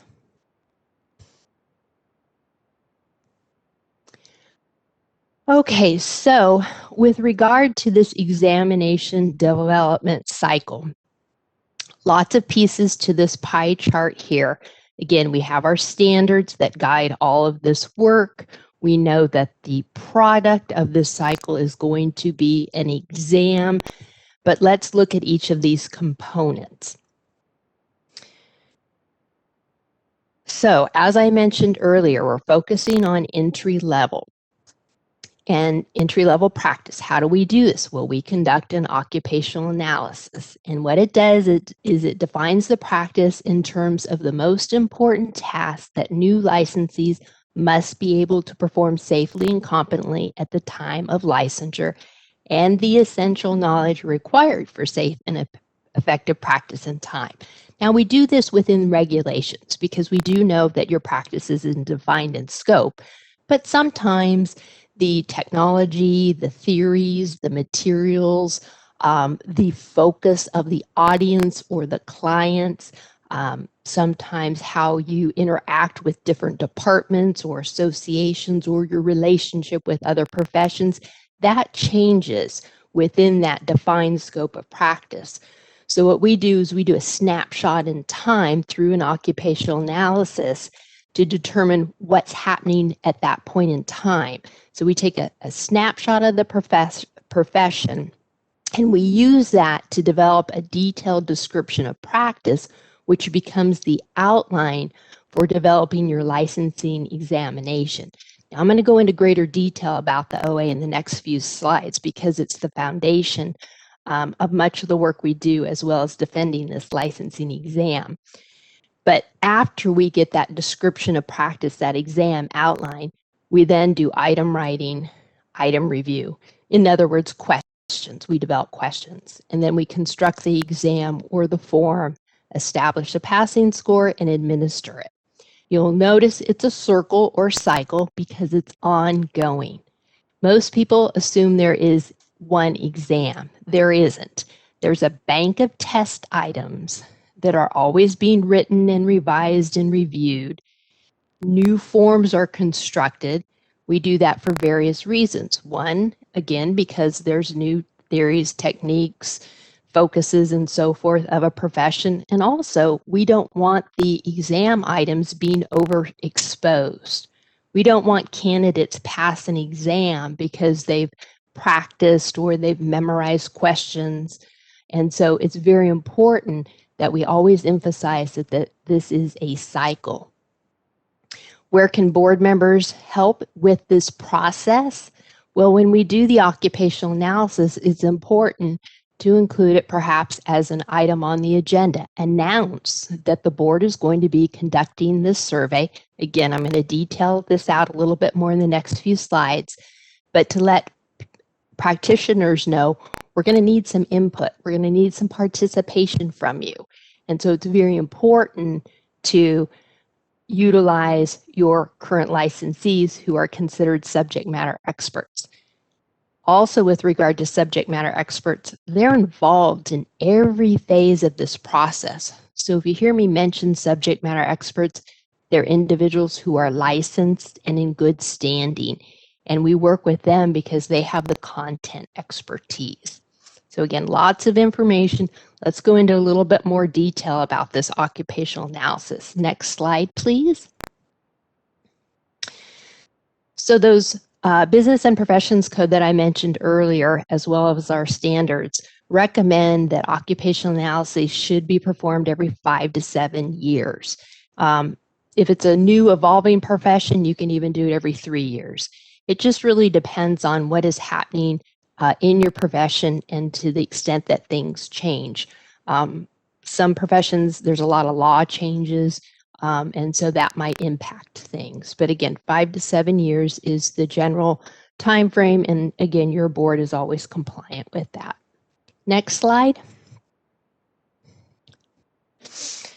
So I've talked a lot about the occupational analysis being used to develop an exam plan, which is used to write test questions, test items. There's other uses of an occupational analysis that I don't want to leave out because, again, they're very important for your board. And most people don't realize that an occupational analysis, again, this big picture of what is happening at that particular time. Not only does it provide a description of current practice, but it also can provide the basis for legislation and policy. It can provide the basis, again, for your examinations. And then it also can be used for things associated with training, continuing education, and so forth. So this is where your board members can assist about any kind of decisions with regard to regulations, continuing education, and so forth. There's a validation report that is produced when we do this occupational analysis. And there's a lot of great information in this that talks about what kinds of activities your licensees are doing at that particular time, how important these things are, how frequently they're done, and so forth. So there's a lot of information that can come out of this occupational analysis. Next slide, please. Okay, now I'm going to dive a little bit more into the weeds of the actual process of an occupational analysis that we've talked to. Again, keep in mind that these steps that are listed here, again, follow a robust methodology based on research. There's different ways to conduct an occupational analysis, but in general, they typically consist of these steps. So we start with researching the profession and conducting subject matter expert telephone interviews. Why do we do this? Well, actually, let me step back. This is typically the test specialist who does this.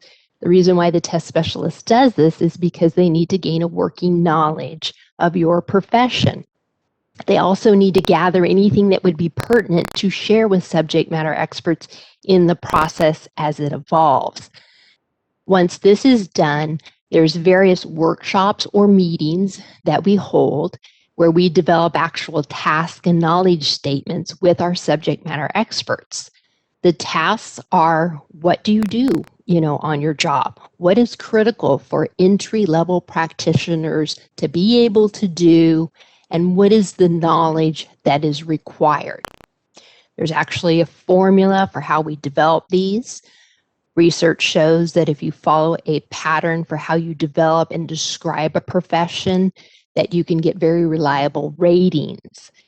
Those task and knowledge statements go into a survey where we look at what is most important, what is critical. Sometimes we'll include a scale about harm to patients. Depends on the profession, but typically we look at importance and frequency. Why do we do this? Is because we're looking at the entire profession, but we can't test the entire profession. So that's why we develop the survey, administer it, analyze the data and the demographics, and then we take all of those results and we review them with another group of subject matter experts. And we say, okay, we've got all this data, but what is the most critical components that we need to assess on an entry-level exam? And then we whittle that down and it produces an exam plan or a test blueprint.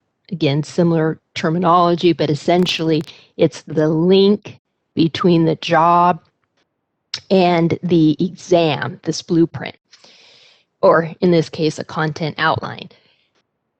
So that is the process. Again, a lot of steps in there. I want to point out that each of these steps involves working with a test specialist, subject matter experts, and we do consult with board management because your board management understands the regulations and the typical expectations of your practitioners. Now, Why are board members not involved in this process is a question that we often hear.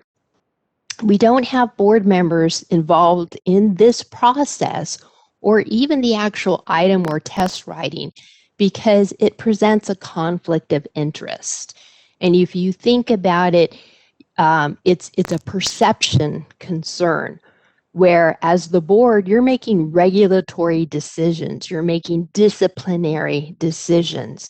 We want to keep you away from the exam so there isn't any kind of perceived conflict of interest or where somebody can contact you about exam content, things like that. We actually have a policy.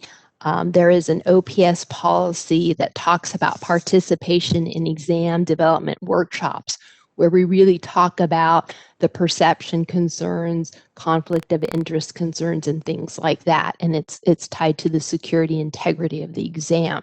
But again, being able to announce at a board meeting that you're going to have an occupational analysis coming, we would like practitioners to participate, is always very, very helpful. Moving on to the next slide, please.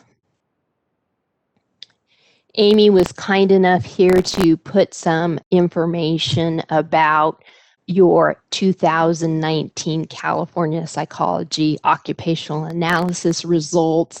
I'm just going to summarize this for you. We'll be going into some more detail at a later date when we talk about the National Exam Review. But we did do, or I should say she did, a survey invitation. It was a web-based survey. It was mailed to a little over 15,000 licensees. There was a 19% overall response rate. The final sample size was about 5%. That's a little lower than we'd like to see. Ideally, anywhere from 10 to 12% would be nice. But typically these surveys can be long, but we do again encourage practitioners to complete them because they are essentially creating the new exam plan or providing data for that. There were some demographic questions that were included. If you page down or go to the next slide, please. You'll see here years licensed as a psychologist. This is always an important piece of information because we do like to get a perspective of those that are licensed across a number of years. We like to focus in on those 0 to 10 years, and you can see that there's quite a few that responded. So that's good. The next page shows primary practice setting, or I should say the next slide, thank you. You'll notice most responded that they have a private practice, and again, that's where your license is geared toward, is independent private practice. So we would anticipate seeing that. The next slide, please, shows the top 10 activities performed as a psychologist. And again, these activities were generated in response to our subject matter experts who participated in these workshops. They suggested these particular activities, and you can see that there are a number of areas here that were covered in the field.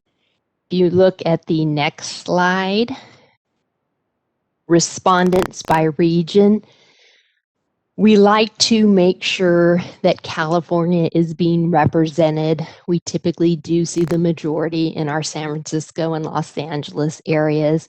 Nothing surprising here, but we try to ensure that we do get, again, representation across the state.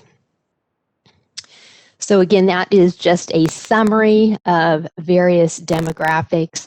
More detailed information can be found in the validation report.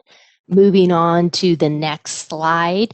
I've been talking again about subject matter experts throughout this process and how critical they are. I want to spend a little bit of time talking about them more so, giving a little bit more information.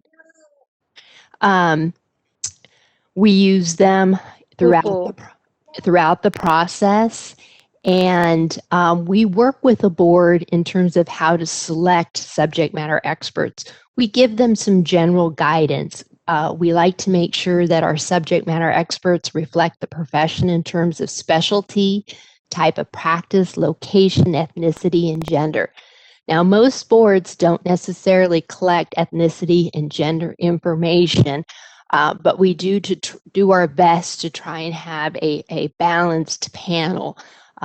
When we do these workshops, we try to have different attendees. We might have one or two that carry over through the process for some continuity and discussion, but we do try to use about 8 to 12 subject matter experts per meeting. And that, again, is what research has showed gives us a good level of discussion. They also must have a valid license, be in good standing, and actively practicing. That's very important. Ideally, we want to make sure that all practice areas are represented and that we have a number of individuals who have been licensed 5 years or less so that we can focus on entry-level practice. And again, why do we keep emphasizing entry-level? Is because this is what the test is geared toward. And although we greatly appreciate the expertise of some of our practitioners who have been licensed longer, and we do include them in the process, we find that it can be challenging to have them recall what it's like when they first started practicing, what was critical. Often individuals specialize regardless of profession. After a number of years, they start to lose that entry-level focus and go into a more specialized practice. So we don't want to penalize candidates for that. So we, again, try to encourage licensees or subject matter experts who have been licensed for about 5 years or less in the process. Next slide, please. Okay, so again, we've talked a lot about occupational analyses. Again, those standards that guide that went into some detail about that process.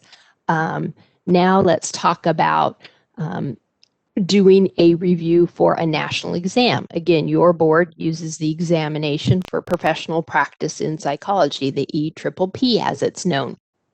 So similar to any California exams, the national exam must meet those same psychometric and legal standards.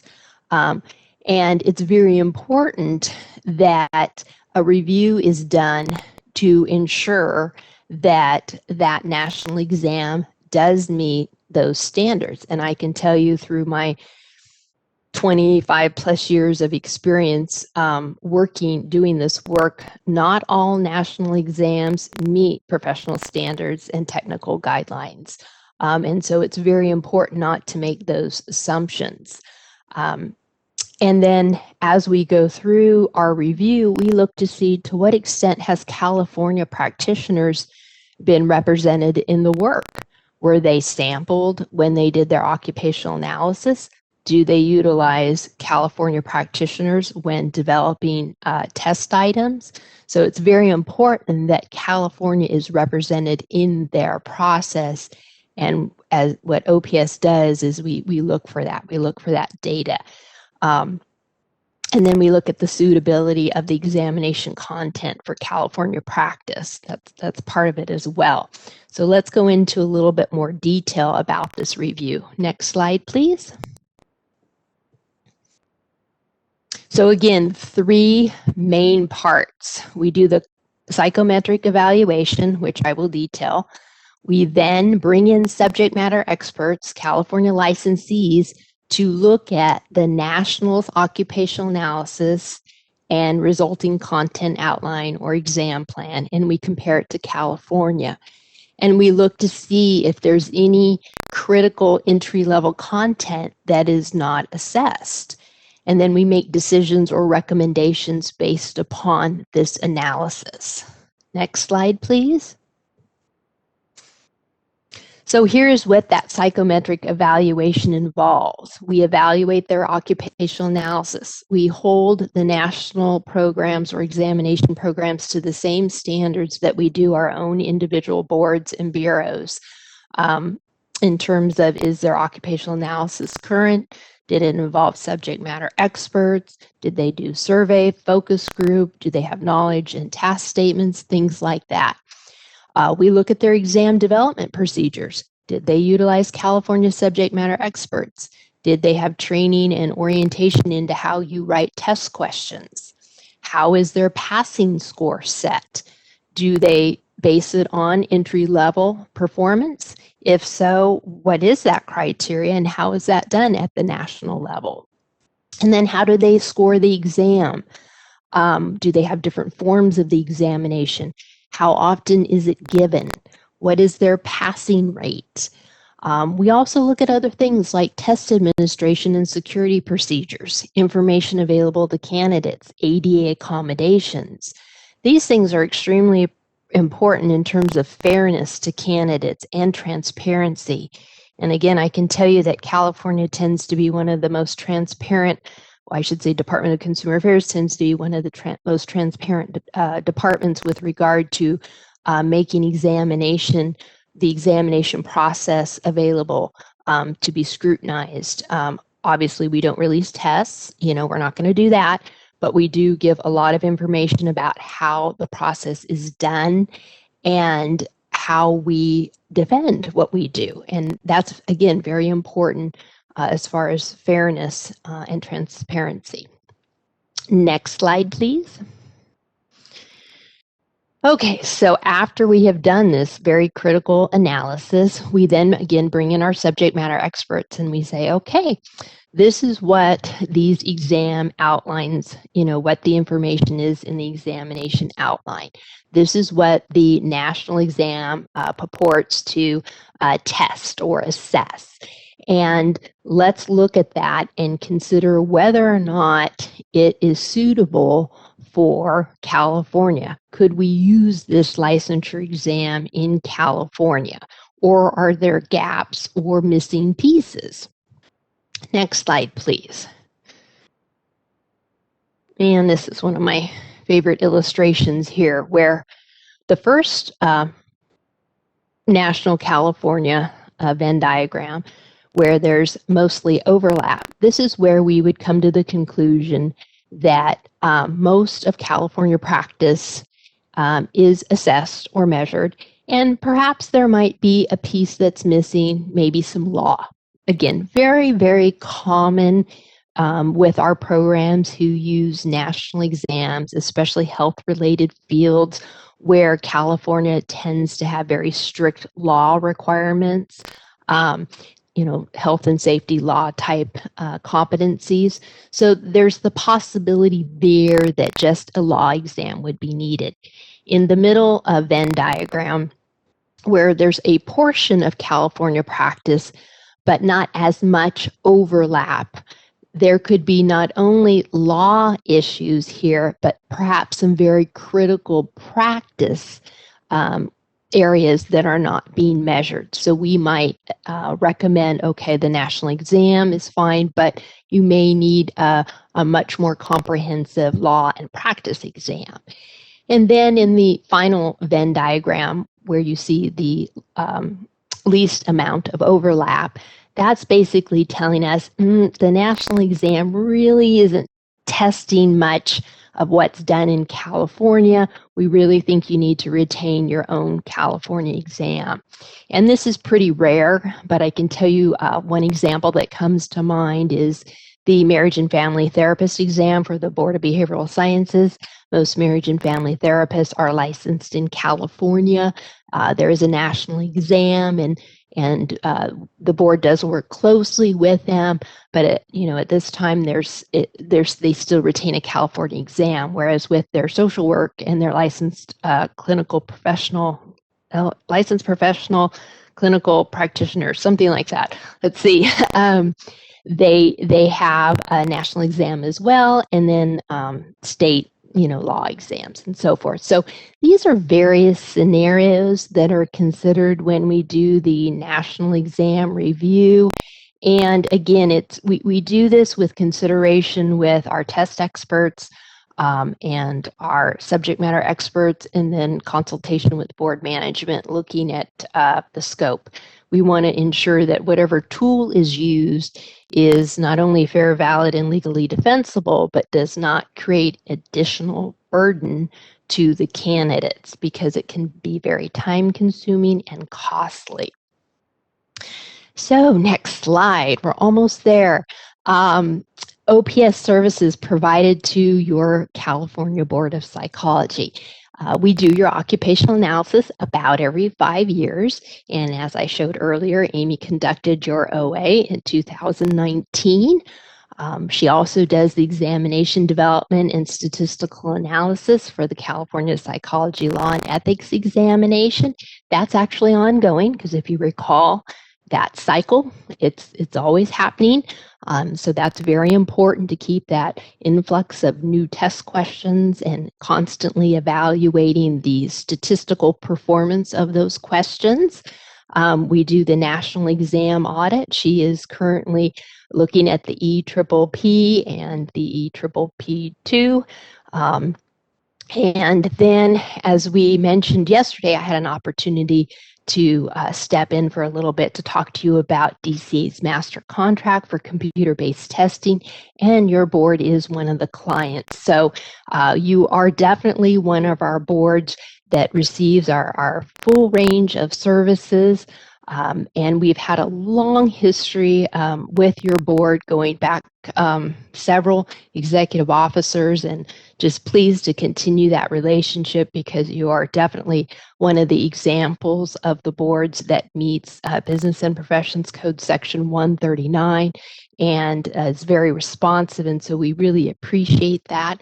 The last thing I will touch upon that was on my agenda, I think I've covered everything, is your passing rates. Again, I know that is something that was discussed yesterday, but I did want to reassure you that your passing rates are within reasonable rates. There is no magic passing rate.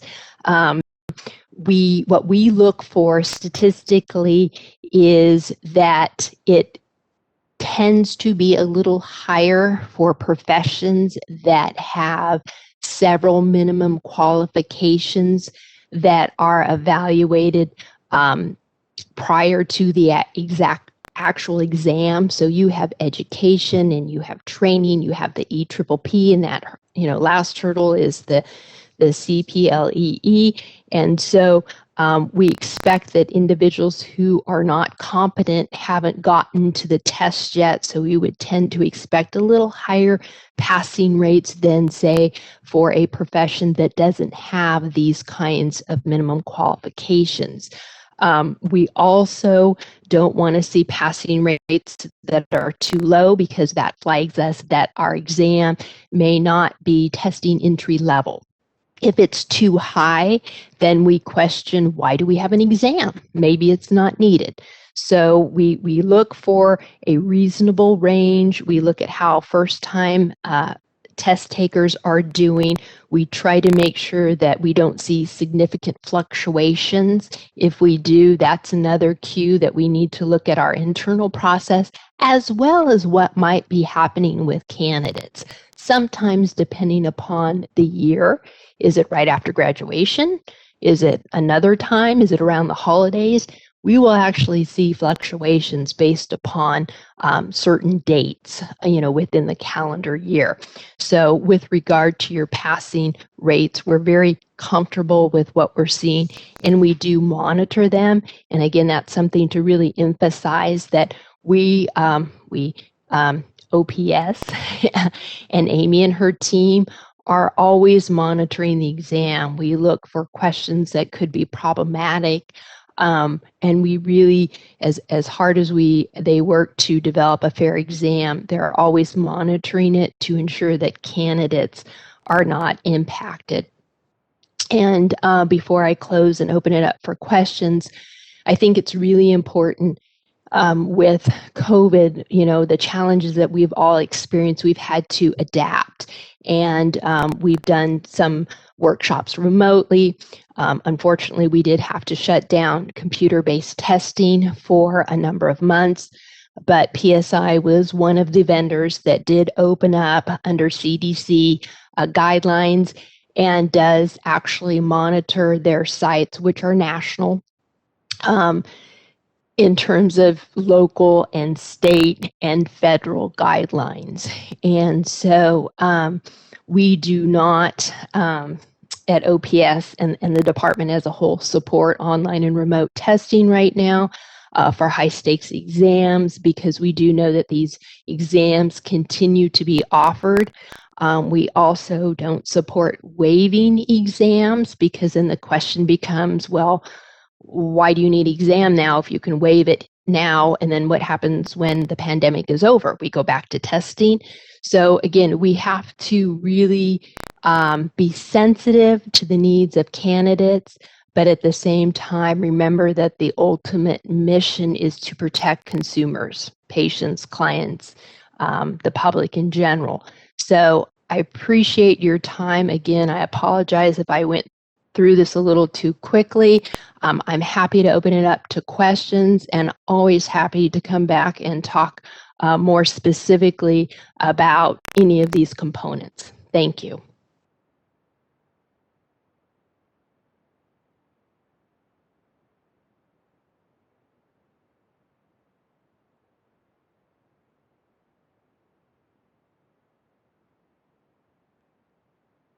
Are there any questions? Thank you so much, Dr. Montez. Oh, sorry.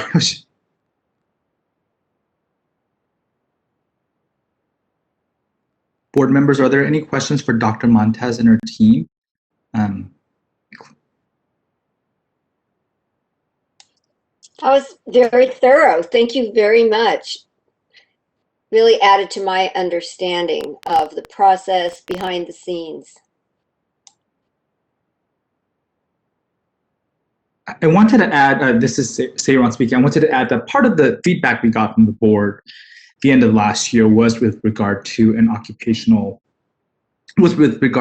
occupational analysis. And so for the board members who raised that last year as an interest area, we definitely would welcome any comments or additional questions you may have for Dr. Montez and her team. And our thanks to you at OPES for addressing that question proactively in your presentation today. You're very welcome.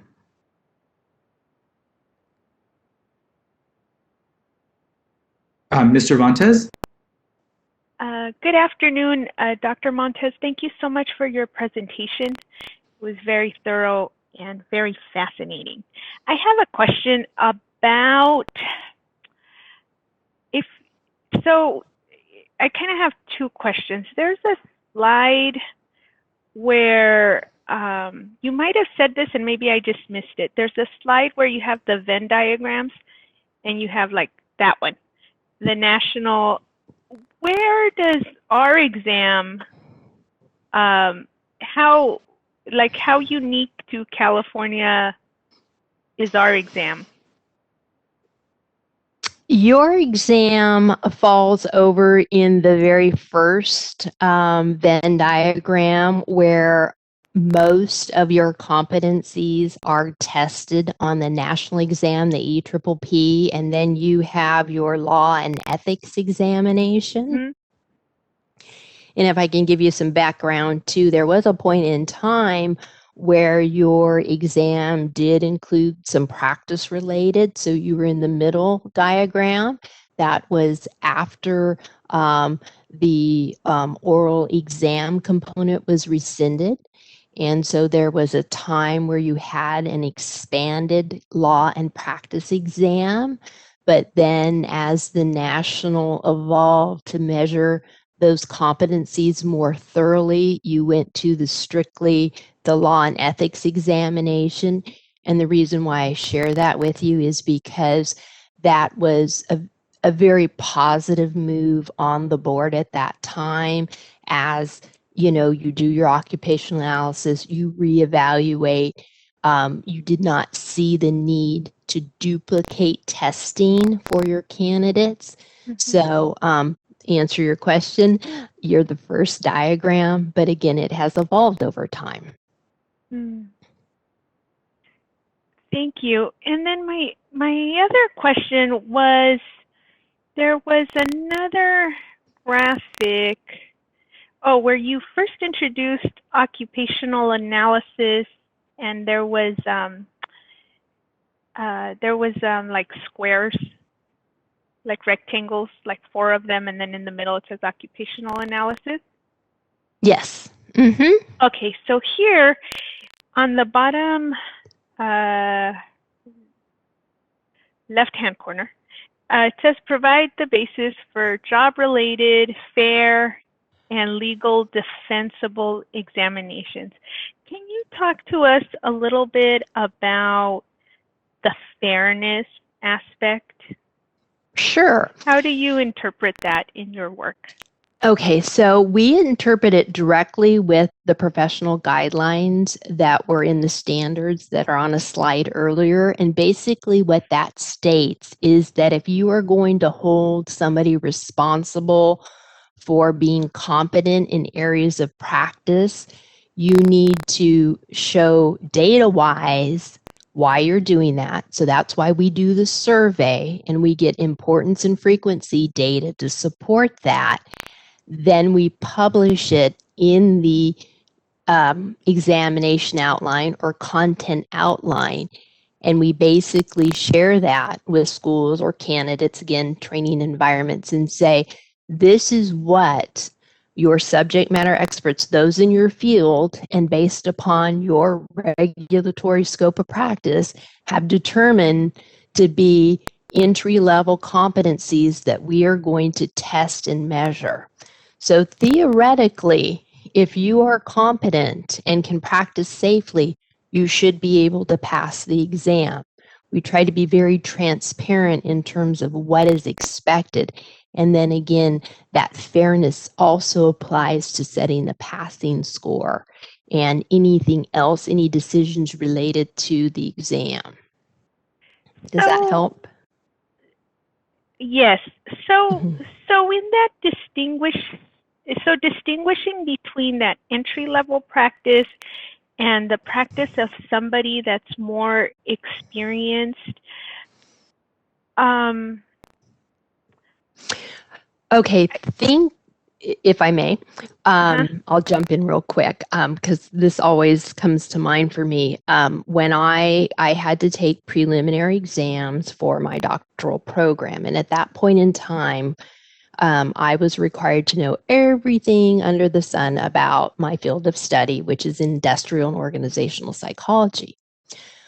And I took a test on that. But now, as I practice, I'm focused on selection and testing, which is one component of that. So if I go into a workshop to develop a test on psychology, I'm going to really, really know testing and selection, whereas I may not know clinical or cognitive or the other areas of psychology. And so that's why we like to utilize entry-level subject matter experts in addition to those who have been licensed, so that we remind them of what is critical for entry level. Usually at entry level, you need to have a very broad knowledge across your profession. And then as you practice, that broad knowledge shrinks, but it becomes very deep. And I will share with you too that when we do our passing score workshops, we actually have the subject matter expert take the exam. And so they go through question by question and have to put themselves in the place of an entry-level practitioner. And it's always very interesting because those that specialize in a field, boy, they get those questions right. And then fields that they haven't been involved in for a while, they get wrong. So we have to work with their ratings to balance that out so the passing score is entry level. Otherwise, you could see where we'd have all kinds of skewed ratings. Does that help a bit? yes, that final thought you shared is where I got it. Thank you very much. Thank you for being with us today. Oh, you're and very yesterday welcome. Too. Thank you. Dr. Kasuga? Thank you, Mr. Fu. Dr. Montes, thank you so much for your presentation. I learned so much You're very about welcome.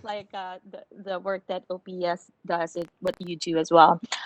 So I don't know if you intended to only go over the demographic information about the 2019 occupational analysis, or would we be able to get a little bit more information, such as what the information is with regards to the validity of the plea, or if there's any critical entry level content that was missed and needs to be added on the plea, or anything kind of any information on the results of the additional information on the results of the OA?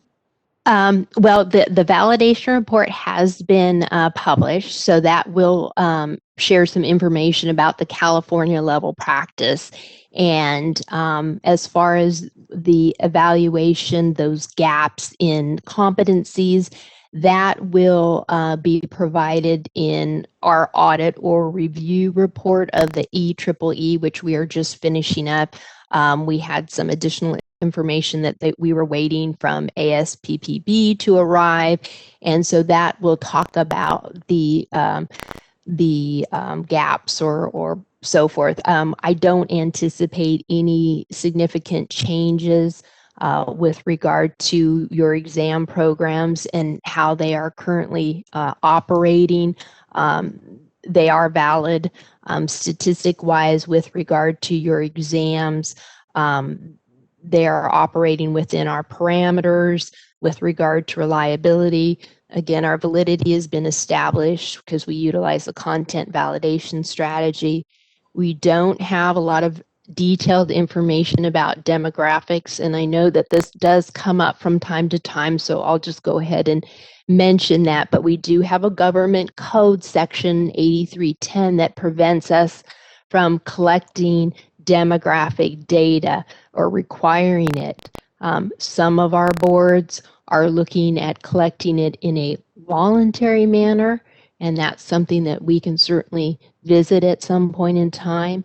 But I always encourage those boards that want to look at that kind of data is to consider that it is voluntary. So you're going to get a certain self-selection of folks that want to provide that information. And then it's also important that it's very clear as to what you'll be doing with that information.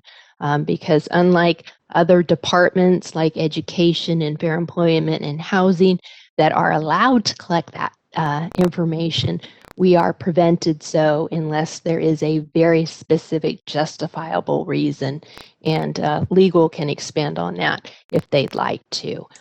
But typically the type of demographic information that we shared in these slides are what we collect. Thank you for that information.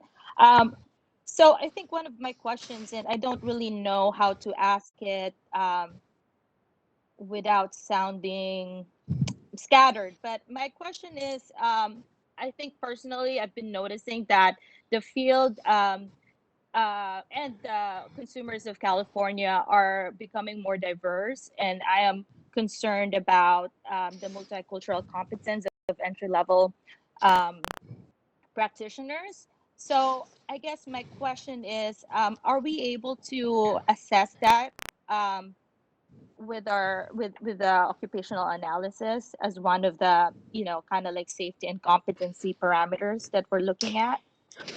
So do you mean in the actual exam itself, ensuring that we're making sure that those who become licensed have that competency to work with diverse groups? Mm-hmm.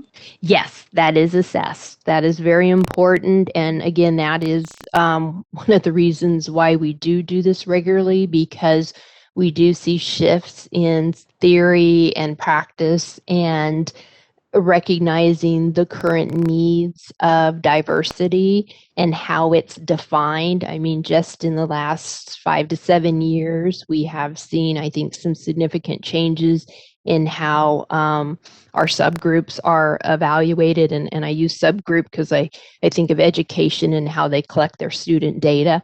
But yes, we do measure that on our exam as well as our Board of Behavioral Science exams as well.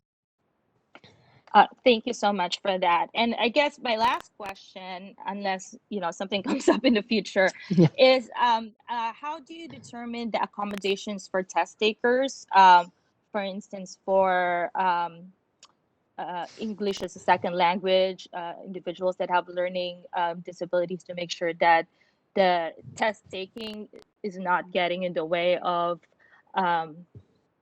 measuring their abilities, their competencies.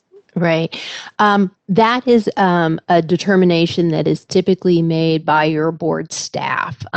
There's some general criteria that we, share with our boards with regard to ensuring that, an accommodation does not impact the validity of the exam.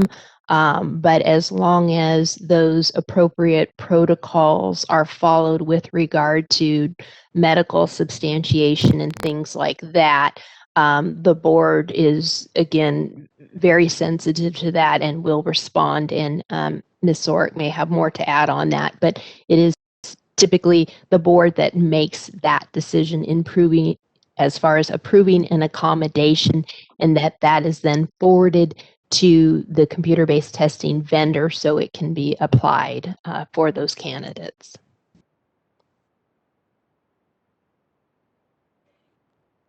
Thank you so much. You're welcome. Thank you, Dr. Kasuga. I have Dr. Rogers and Dr. Harbsheets in the queue, but before turning into them, Dr. Montes, you referenced Ms. Sorek, and so I just want to make sure I provide the space for Ms. Sorek to make additional comments in reference to the previous questions.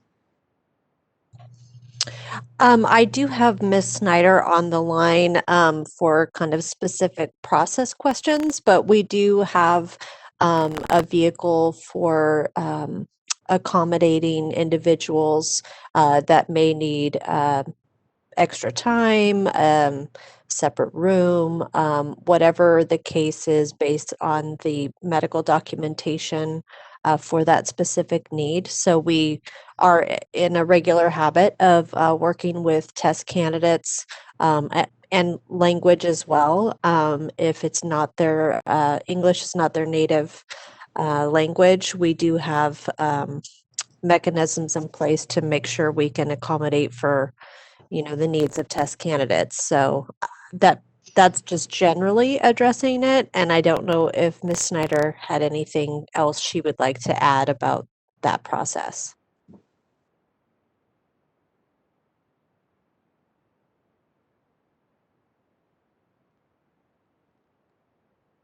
Can you hear me? Hello? Yes, we can. Okay. Yes, there's a form on the board's website then that candidates can access. It's called the Request for Accommodations. All they'd have to do is just complete that and submit it to the board.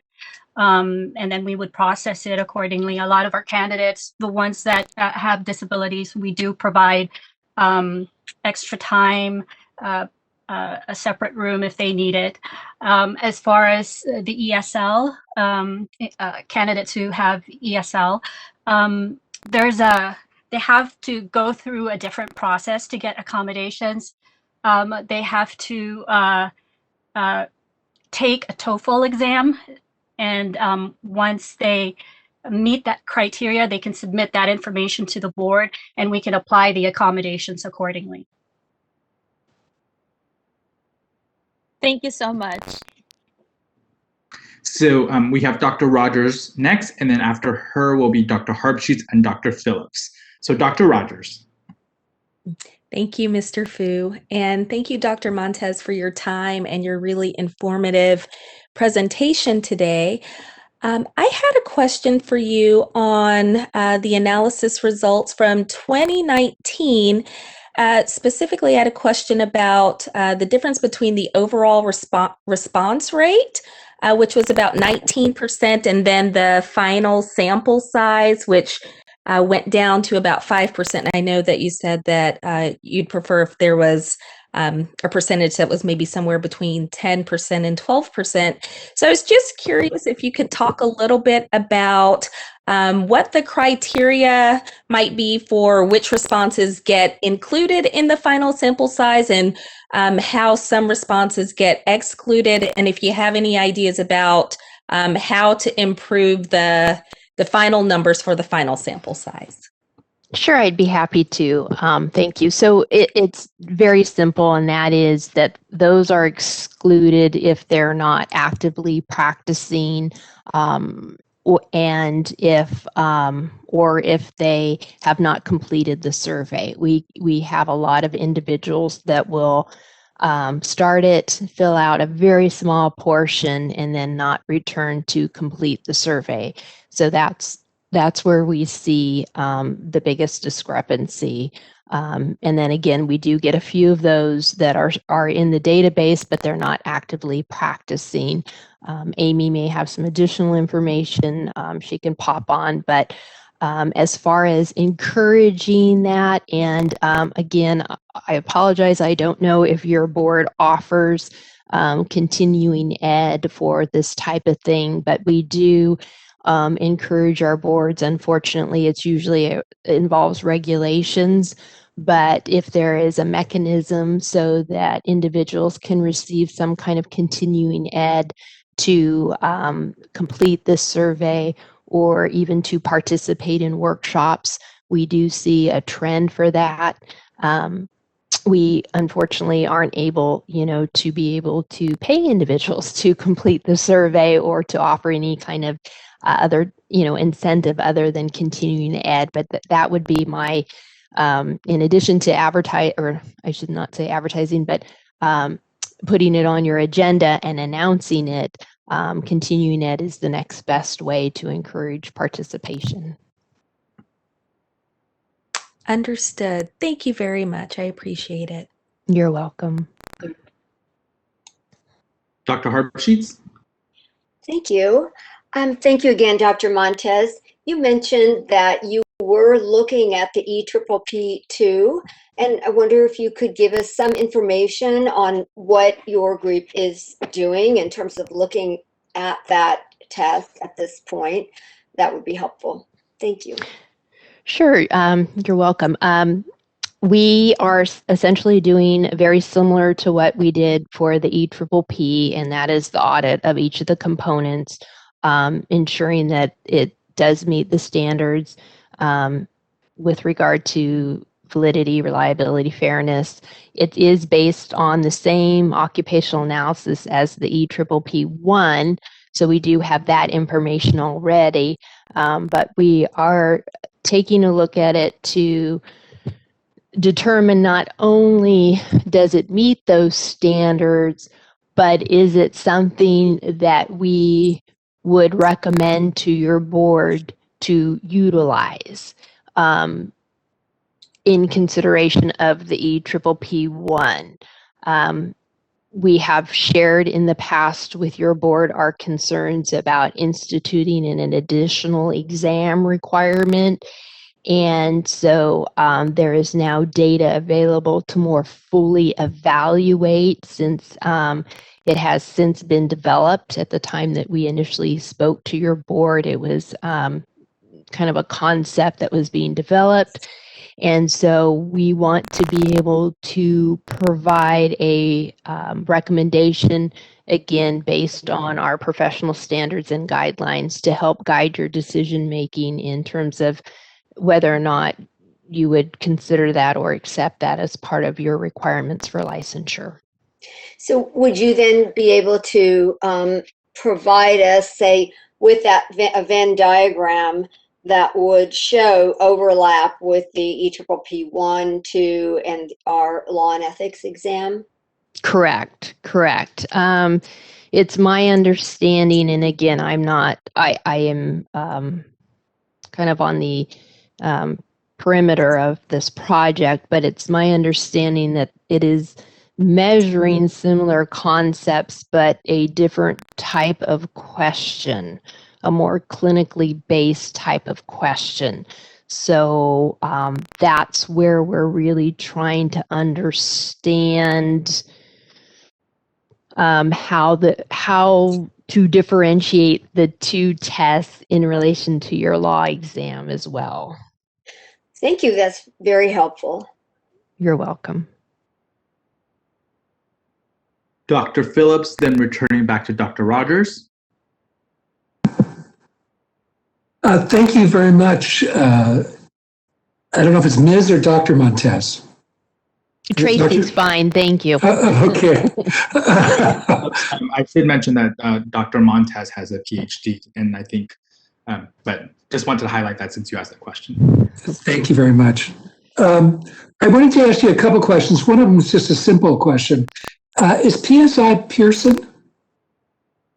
No, it's not. It's actually just PSI. It used to be, I think, psychological or something, but now they're back to just PSI. So there's PSI, there is Pearson, View, and Prometric are our kind of primary computer-based testing vendors, and our contract is with PSI.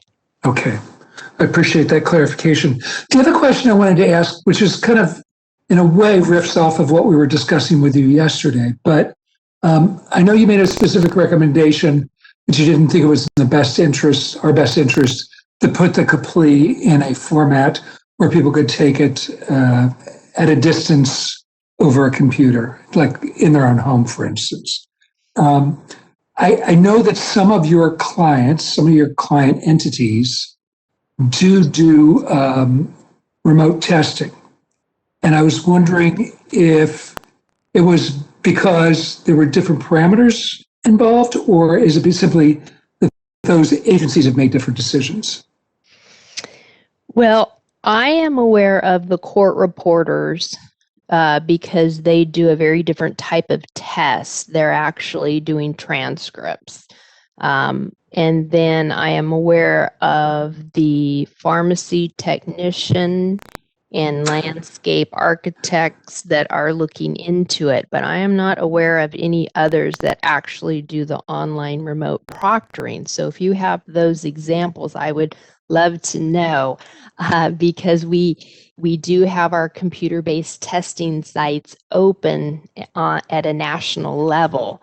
So that is why we are discouraging online remote proctoring. We know the state bar is doing that. They're not part of our department, and they have had some pretty serious exam subversion issues already. And so while we know that remote online testing is something that we're looking forward to in the future, we don't see evidence that supports the complete security needed for these types of exams. Yeah, I was actually thinking of the state bar, so I appreciate you clarifying that. I also know from my own experience, because I am an adjunct faculty member at a graduate school, that doing remote proctoring of tests is a very difficult and complicated situation and is dependent to some extent on reposing trust in the test taker, which doesn't work very well for a licensing exam. Yeah. Some people are not trustworthy within that context out of desperation, if nothing else. So, I appreciate that clarification, and it's just nice to hear you talk. It's for the psychologists on the board, I think it's what you're talking about is very familiar, since we've all had some background in psychometrics in order to get our graduate degrees. Yes.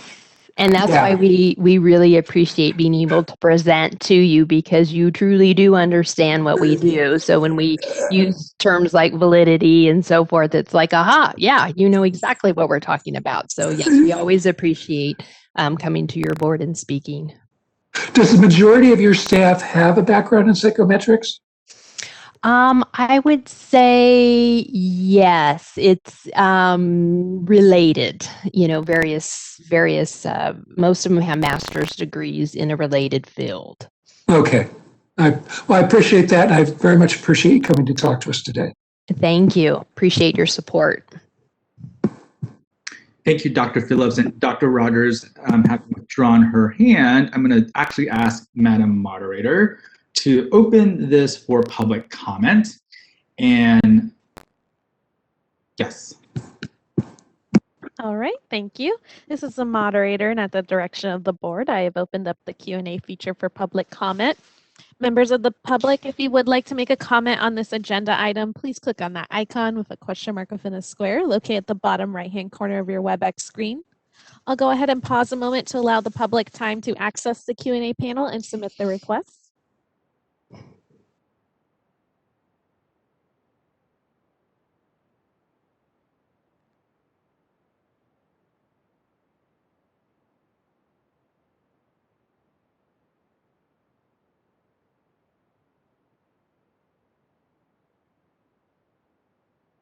All right, this is the moderator. Looks like at this time there are no requests for public comment. Would you like me to close the Q&A panel? Yes, please. Thank you. Great, the Q&A panel is now closed. All right. I'm going to turn it back to the board for any questions. Dr. Kasuga, I see you're unmuted. So did you have an additional question or comment? Yeah, I just wanted to say that I really appreciate the presentation, especially all the information about EPPP2, and I want to invite OPS to attend our EPPP2 ad hoc committee meeting this year, so we can have their opinion in our discussions. Thank you. We'd be honored to be a part of that. Thank you, Dr. Kasuga and Dr. Montez. I'm going to ask one more question on this topic, which I suspect you will probably get in the committee that Dr. Kasuga is going to be chairing on EPPP Part 2.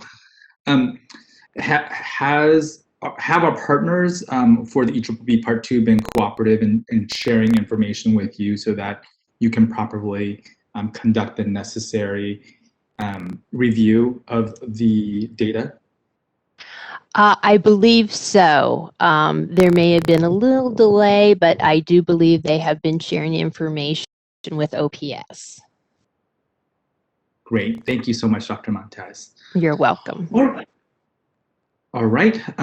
Not seeing any further questions. I think we will move on to item 19. And with our thanks to Dr. Montez and to Ms. Gandy, who I know has also presented to the board previously as well.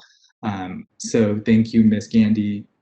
And with that, we'll go to Dr. Phillips for item 19.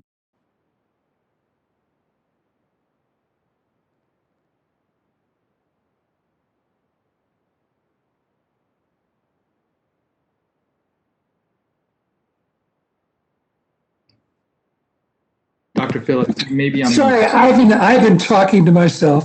It happens around here all the time anyway, so it's not a big surprise. Okay, let me just pull up I'm going to ask for Ms. Ronto-Rubio's assistance in helping to take me through this. The first item is 19A1, which is a discussion, is a continuation of the discussion we were having in the past board meeting and I've had in several committee meetings. It's a statutory discussion regarding exceptions to psychotherapist patient privilege for board investigations. We spent quite a bit of time on this committee meeting. We're continuing to gather information. We're also soliciting information and taking into account the feedback that we've received previously in open session during the board meetings. Is there anything you'd like to add to that, Ms. Monterrubio? No, other than we will be discussing this further at our next committee meeting and then providing a full recommendation to the board in May. Great. So is there any board discussion about this item? It's really for information purposes only, but there may be questions. I have to keep switching between screens, but I'm not seeing anybody putting their hand up, I don't think. Okay. And is there any public comment on this item? Could, Madam Moderator, would you please open the public comment box? This is the moderator, and at the direction of the board, I have opened up the Q&A feature for public comment. Members of the public, if you would like to make a public comment on this item, please click that Q&A icon at the bottom right-hand corner of your Webex screen. I'll go ahead and pause a moment to allow the public time to access that Q&A panel and submit their requests.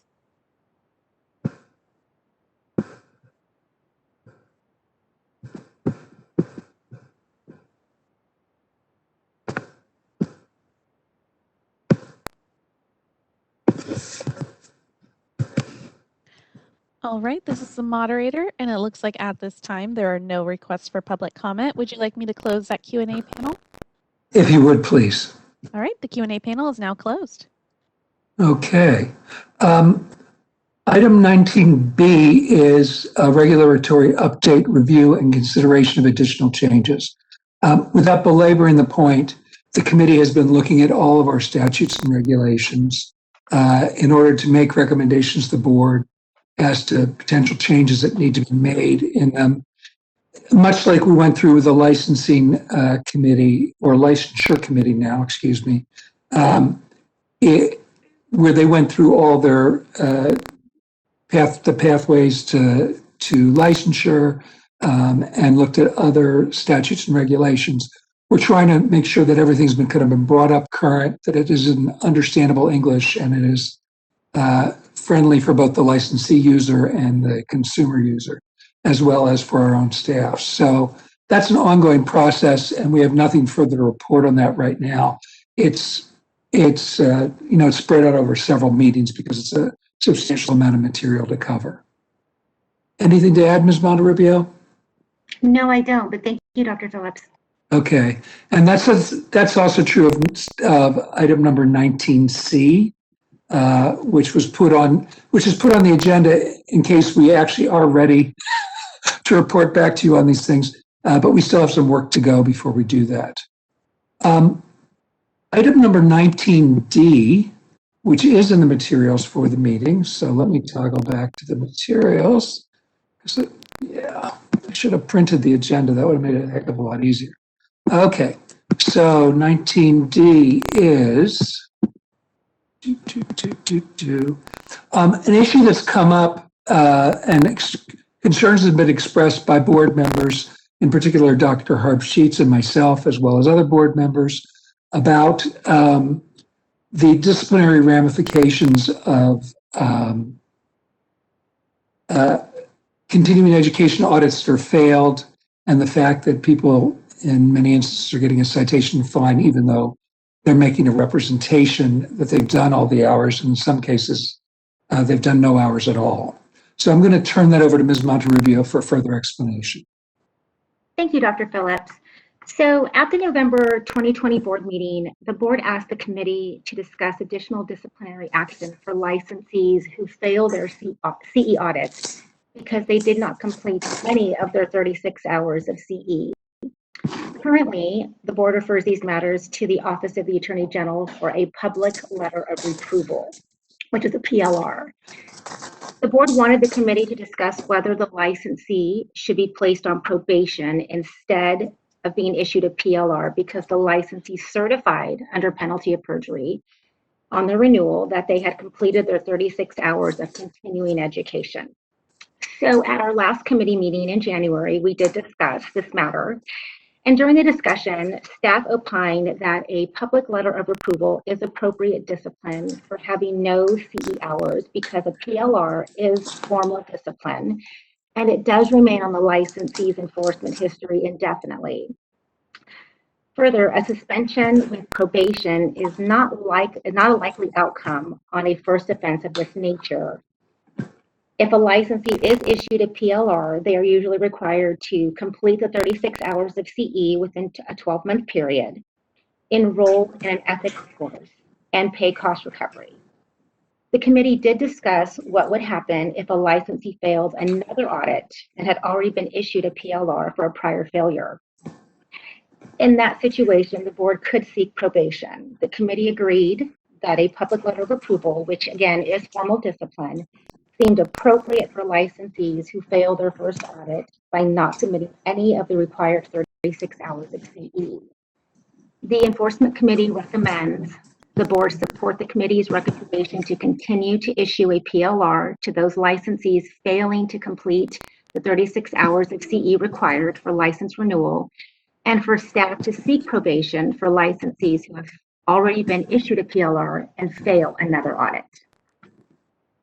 Thank you, Ms. Monterrubio. I think the operative consideration here is that from an enforcement point of view, the likelihood is with a failure to pass the audit, particularly in an egregious case, for instance, where somebody's representing they did continuing education, but they've done none at all, that we've been advised, and the experience of the Attorney General's, of our Deputy Attorney General's representative is that there was, how would I put this without swearing?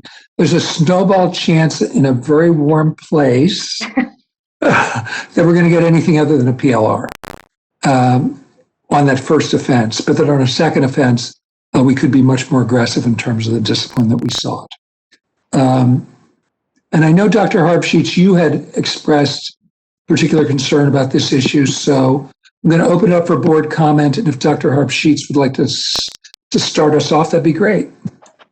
Great. Thank you, Dr. Phillips, and thanks to the committee for reviewing this issue, because I did have significant concern when somebody is certifying under penalty of perjury, and we treat other disciplinary matters when there have been issues of dishonesty more strongly, and that was my concern.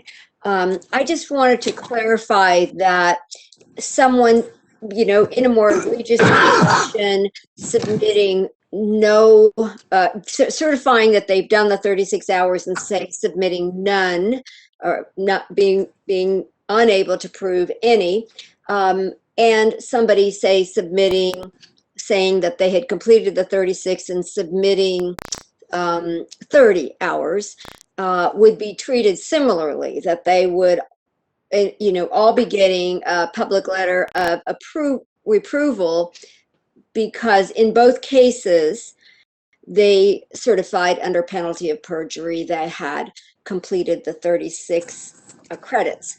So I just wanted to clarify that the committee is saying that. Ms. Monterrubio, would you like to respond to that? Sure. So right now, the cases that are being referred over to enforcement from the CE coordinator are cases where there are 0 hours completed, and the licensee has stated that they completed, they're certifying on their renewal. So the ones that we're actually moving forward with for a PLR are cases where there are 0 hours of CE completed. If a licensee is short, 4 or 5 hours, and that's discovered through the audit, I believe the CE coordinator is issuing citation and fines. Those do not come to enforcement. I see. Okay, thank you. The distinction being that a PLR is a formal sort of discipline. It's considered a form of discipline, whereas a citation and fine is a different procedure that happens outside of enforcement. Right. So a public letter of approval is formal discipline, and it stays on the licensee's enforcement history indefinitely.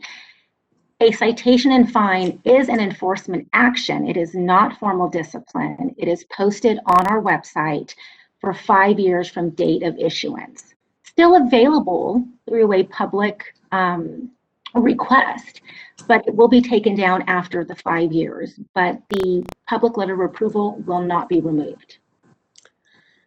Okay, I know that clearly some people in good faith say that they have completed the 36 hours, and then there's something just wrong, we'll say, with some of those hours, but they certainly did that in good faith.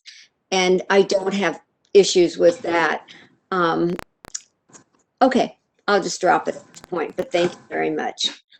I appreciate you clarifying that. Ms. Cervantes? I just have a quick question. How do we determine if somebody is subject to one of these audits? How do we determine that they haven't actually done any of the hours? Is it because they respond to the audit without evidence that they did the hours, or because they just don't respond to the audit? Hi, this is Lisel. I'm the CE coordinator. To answer that, if typically they just do not respond.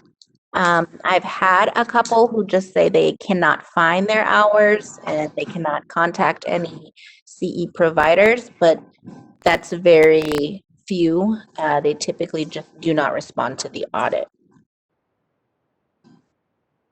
Okay, thank you.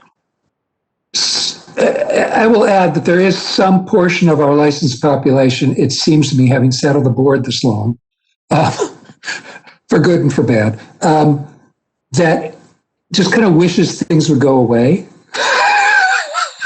They're the kind of person who gets subpoenaed for a client's file, and they might actually just stick it in the drawer.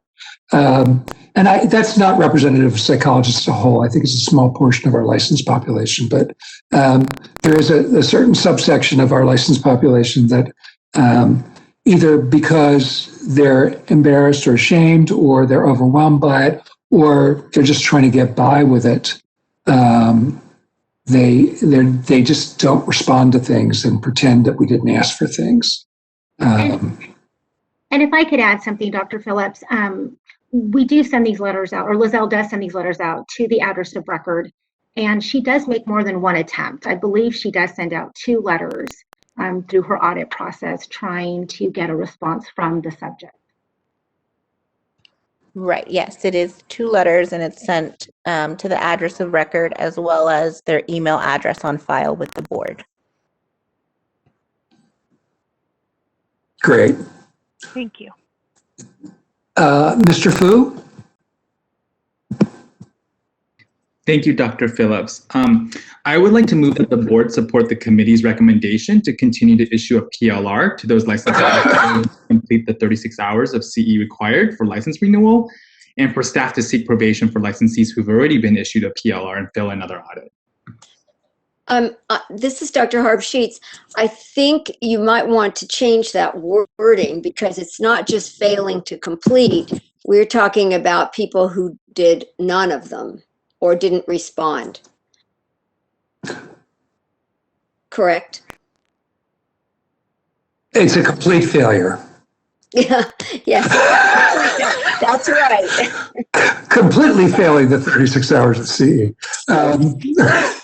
So, Mr. Fu, did you want to revise that? I'm happy to, but I just want to check if the language that we're using currently is inclusive of the issue that you just raised. Well, I don't think so, because somebody could submit 30 hours or 36 hours in good faith, and really they never did complete the full 36 hours. So this would incorporate them, and I don't think that's the intention. So maybe to the committee's recommendation to continue to issue a PLR to those licensees who have not completed or failed to document any of 36 hours of continuing education required for license renewal, and for staff to seek probation for licensees who've already been issued and fail another audit. How does that sound? Dr. Harpsheets, if I take that amendment, will you be my second? Yes, I second. Happily, we will take that amendment to the motion and have Dr. Harpsheets accompany me as the second on this motion. So is there any further discussion by the board? Is there any public comment? Madam Moderator, if you could facilitate that process? All right, this is the moderator, and at the direction of the board, I have opened up the Q&A feature for public comment. Members of the public, if you would like to make a comment on this agenda item, please click on that Q&A icon at the bottom right-hand corner of your Webex screen. I'll go ahead and pause a moment to allow the public time to access that Q&A panel and submit their requests.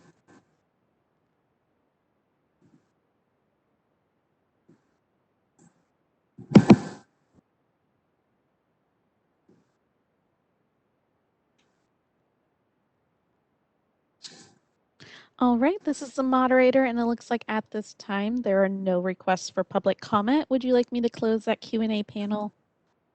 If you would, please. All right, the Q&A panel is now closed. Okay.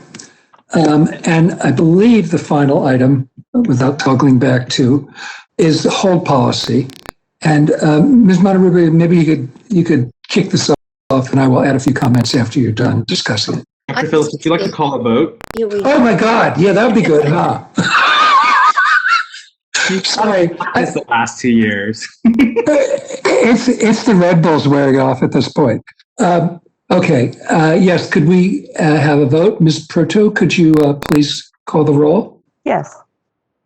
Kasuga? Aye. Cervantes? Aye. Fu? Aye. Harbsheets? Aye. Nystrom? Aye. Phillips? Aye. Riscate? Rogers? Aye. Tate? Aye. And repeating Riscate. This is a reminder for those who are connected on your phone. You will need to control your mute and unmute button on your computer session.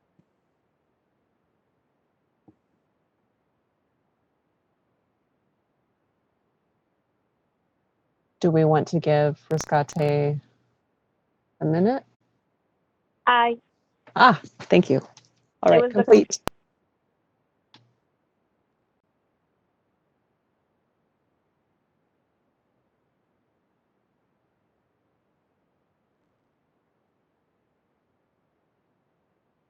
Thank you, Ms. Proto. I think the motion carries. Dr. Phillips?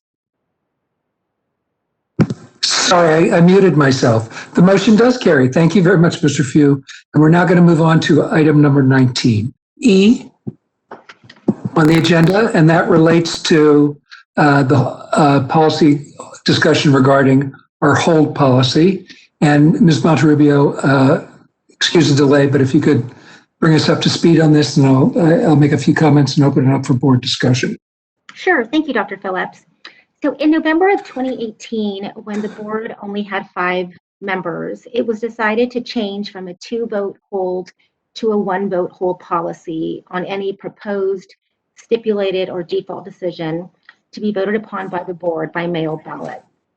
However, now that we have a full complement of 9 board members, the committee believes the board should revisit our hold policy, which allows a decision to be held based on a single hold vote. Our current policy states, a vote to reject or not adopt the proposed action or hold a decision for discussion means that you either 1, disagree with one or more portions of the proposed action and do not want it adopted as the board's decision, or 2, you have a question or concern about the decision and would like to discuss the matter with fellow board members. This category should be used if you believe an additional or a different term or condition of probation should be added or deleted, or that the penalty should be modified in any way. If at least 1 vote in this category is received, but less than a majority, the case will be held for the board to consider and discuss in closed session. We've talked about this before, and before a case is held, a board member can call the enforcement program manager or the analyst assigned for technical questions, and staff counsel is available for legal questions. Cases that are held do allow the licensee to continue to practice with an unrestricted license until the board meets to discuss and eventually decide the matter. The Enforcement Committee recommends that the board approve the committee's recommendation to change the hold policy to be a 2-vote hold because we now have a full complement of appointed board members. And if the board returns to a group of 6 or less members, the recommendation is to return to the one vote hold policy. And I've been on the board under both systems. Less matters came into closed session on a hold. Today was not or in our most recent closed session, without discussing specifics, there were only 2 holds for us to discuss. And I think we all appreciate the fact that people are being very careful about using their hold. But I do think it's time to consider going back to a two vote or a 2 votes for hold policy. And so now I will open that up for discussion by the board. Ms. Harpsheets or Dr. Harpsheets. I just have a question. In the memo where it says, if at least 1 vote in this category is received, but less than a majority, the case will be held. What happens if there's a majority? It just confused me, those words being in there, less than a majority. I read that when we were in the process of preparing this memo, Ms. Montalivio and I do think that the way that it is expressed, the policy is expressed, is confusing. Okay. So I do think that probably needs to be revisited depending on how the board votes today, and probably needs to be revisited in any event. So it's something we might, Ms. Monterrubio, want to add to the Enforcement Committee constantly growing agenda. Absolutely. I can definitely add that. Thank you. Are there any other board comments?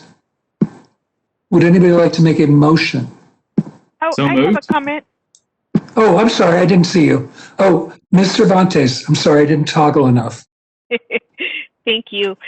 I guess I would prefer if we don't change our policy, because I think that in our discussions, I'm sorry, somebody's not on mute and there's some background noise.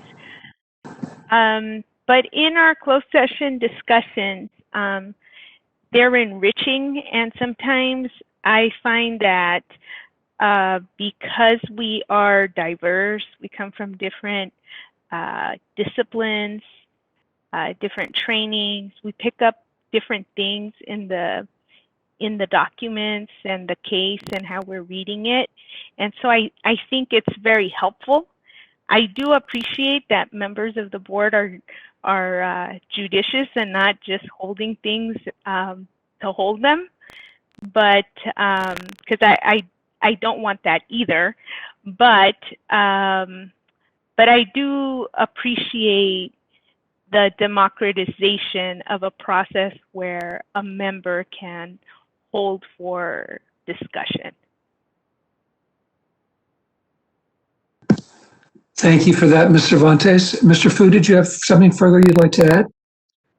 Yes, I actually would like to offer a different opinion where I do think that the discussions are enriching, and a 2-vote request is a 22% of the board membership, and is consistent with the previous practice when the board was at a full complement. So the one vote threshold was because the board membership was significantly small to a 5-person board, and one would contend that the democratization of this would actually be that if the majority of the board members are not holding it, then it shouldn't be held in the first place by virtue of applications of democratic principles. But I think the nature of our inclusive work and the rich discussions that we do have, I think a 2-vote threshold is an opportunity to continue that inclusive practice, while also recognizing that we are a board with a full complement of members at this time. And so I would like to move that the board approve the committee's recommendation to change the hold policy to be a 2-vote hold, because we now have a full complement of appointed board members, and that if the board does fall in its membership to a group of 6 or less, that we return to a 1-vote policy. I'd like to second that motion. Okay, well, we have a motion and a second. It's open to board discussion, further board discussion. I do think one of the countervailing considerations, which Ms. Monterrubio brought up when she was presenting this topic, is that when we put things on hold, it sometimes delays cases getting into enforcement, oftentimes, for instance, with stipulated decisions or even decisions from an ALJ, that it would be better, in some respects, there's an advantage in moving quickly in order to make sure that the person, to the extent there's been cause for discipline, is placed in our probationary system earlier rather than later, and not practicing with an unrestricted license. So I favor the 2-hold position, but I'm a bit of a crank anyway, so I will leave it at that. I see there are 2 hands up. Ms. Cervantes, do you intend to still have your hand up? Oops, sorry about that. No problem. Okay. I'm just going to check and toggle here on my screen. Need to get a bigger screen or more screens. I don't see any other board comment. Why don't we open this up for public comment, Ms. Moderator, Madam Moderator? All right, this is the moderator, and at the direction of the board, I have opened up the Q&A feature for public comment.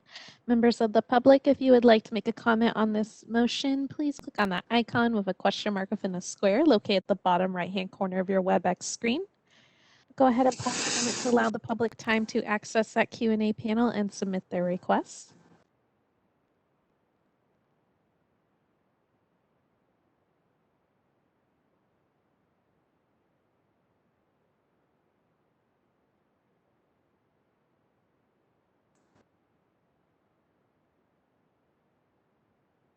All right, this is the moderator, and it looks like at this time there are no requests for public comment. Would you like me to close that Q&A panel? If you would, please. All right, the Q&A panel is now closed. And Ms. Proto, could you please call the vote? Cervantes, No. Kasuga, Aye. Fu, Aye.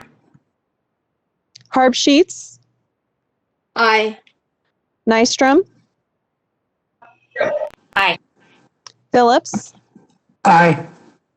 Riscate, Aye. Rogers, Aye. Tate. Aye. 8 ayes, 1 nay. Can I confirm who seconded this motion? Dr. Tate. Thank you. Complete. Thank you very much. I think that concludes the business of Enforcement Committee report, and as we will be reporting back to you on several of these issues at our next board meeting. And thank you very much. Thank you, Dr. Phillips. So I now would like to turn to item 20 for recommendations for agenda items for future board meetings. Please note that the board may not discuss or take action on any matter raised during this public comment section, except to decide whether to place the matter on the agenda of a future meeting per the government section codes 11.125 and 11.125.7a. I will take the prerogative and would like to request that for a future board meeting. I'm really reflecting on the public comments yesterday, in particular by Dr. Harrell, and I believe Dr. Started with a B, and I don't remember the last name completely, but about just accessibility and the outstanding cost of education and access to mental health services, and would like to ask staff to invite OSHPED for a conversation or for a presentation about the health education loan repayment fund that helps provide equitable access for communities for a future agenda item. Are there board members who would like to make comment on this item or to add future items? While board members ruminate if there are future board items, I'm going to ask that the Madam Moderator, please open the public comment section for the public to comment on item 20. All right, this is the moderator, and at the direction of the board, I have opened up the Q&A feature for public comment. Members of the public, if you would like to make a public comment on this agenda item, please click on that icon with a question mark within a square located at the bottom right-hand corner of your Webex screen.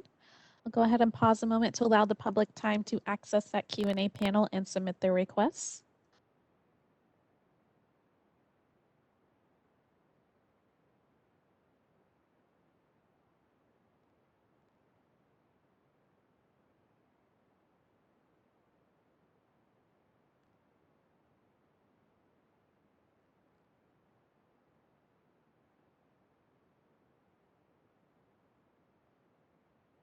All right, this is the moderator, and it looks like at this time there are no requests for public comment. Would you like me to close that Q&A panel?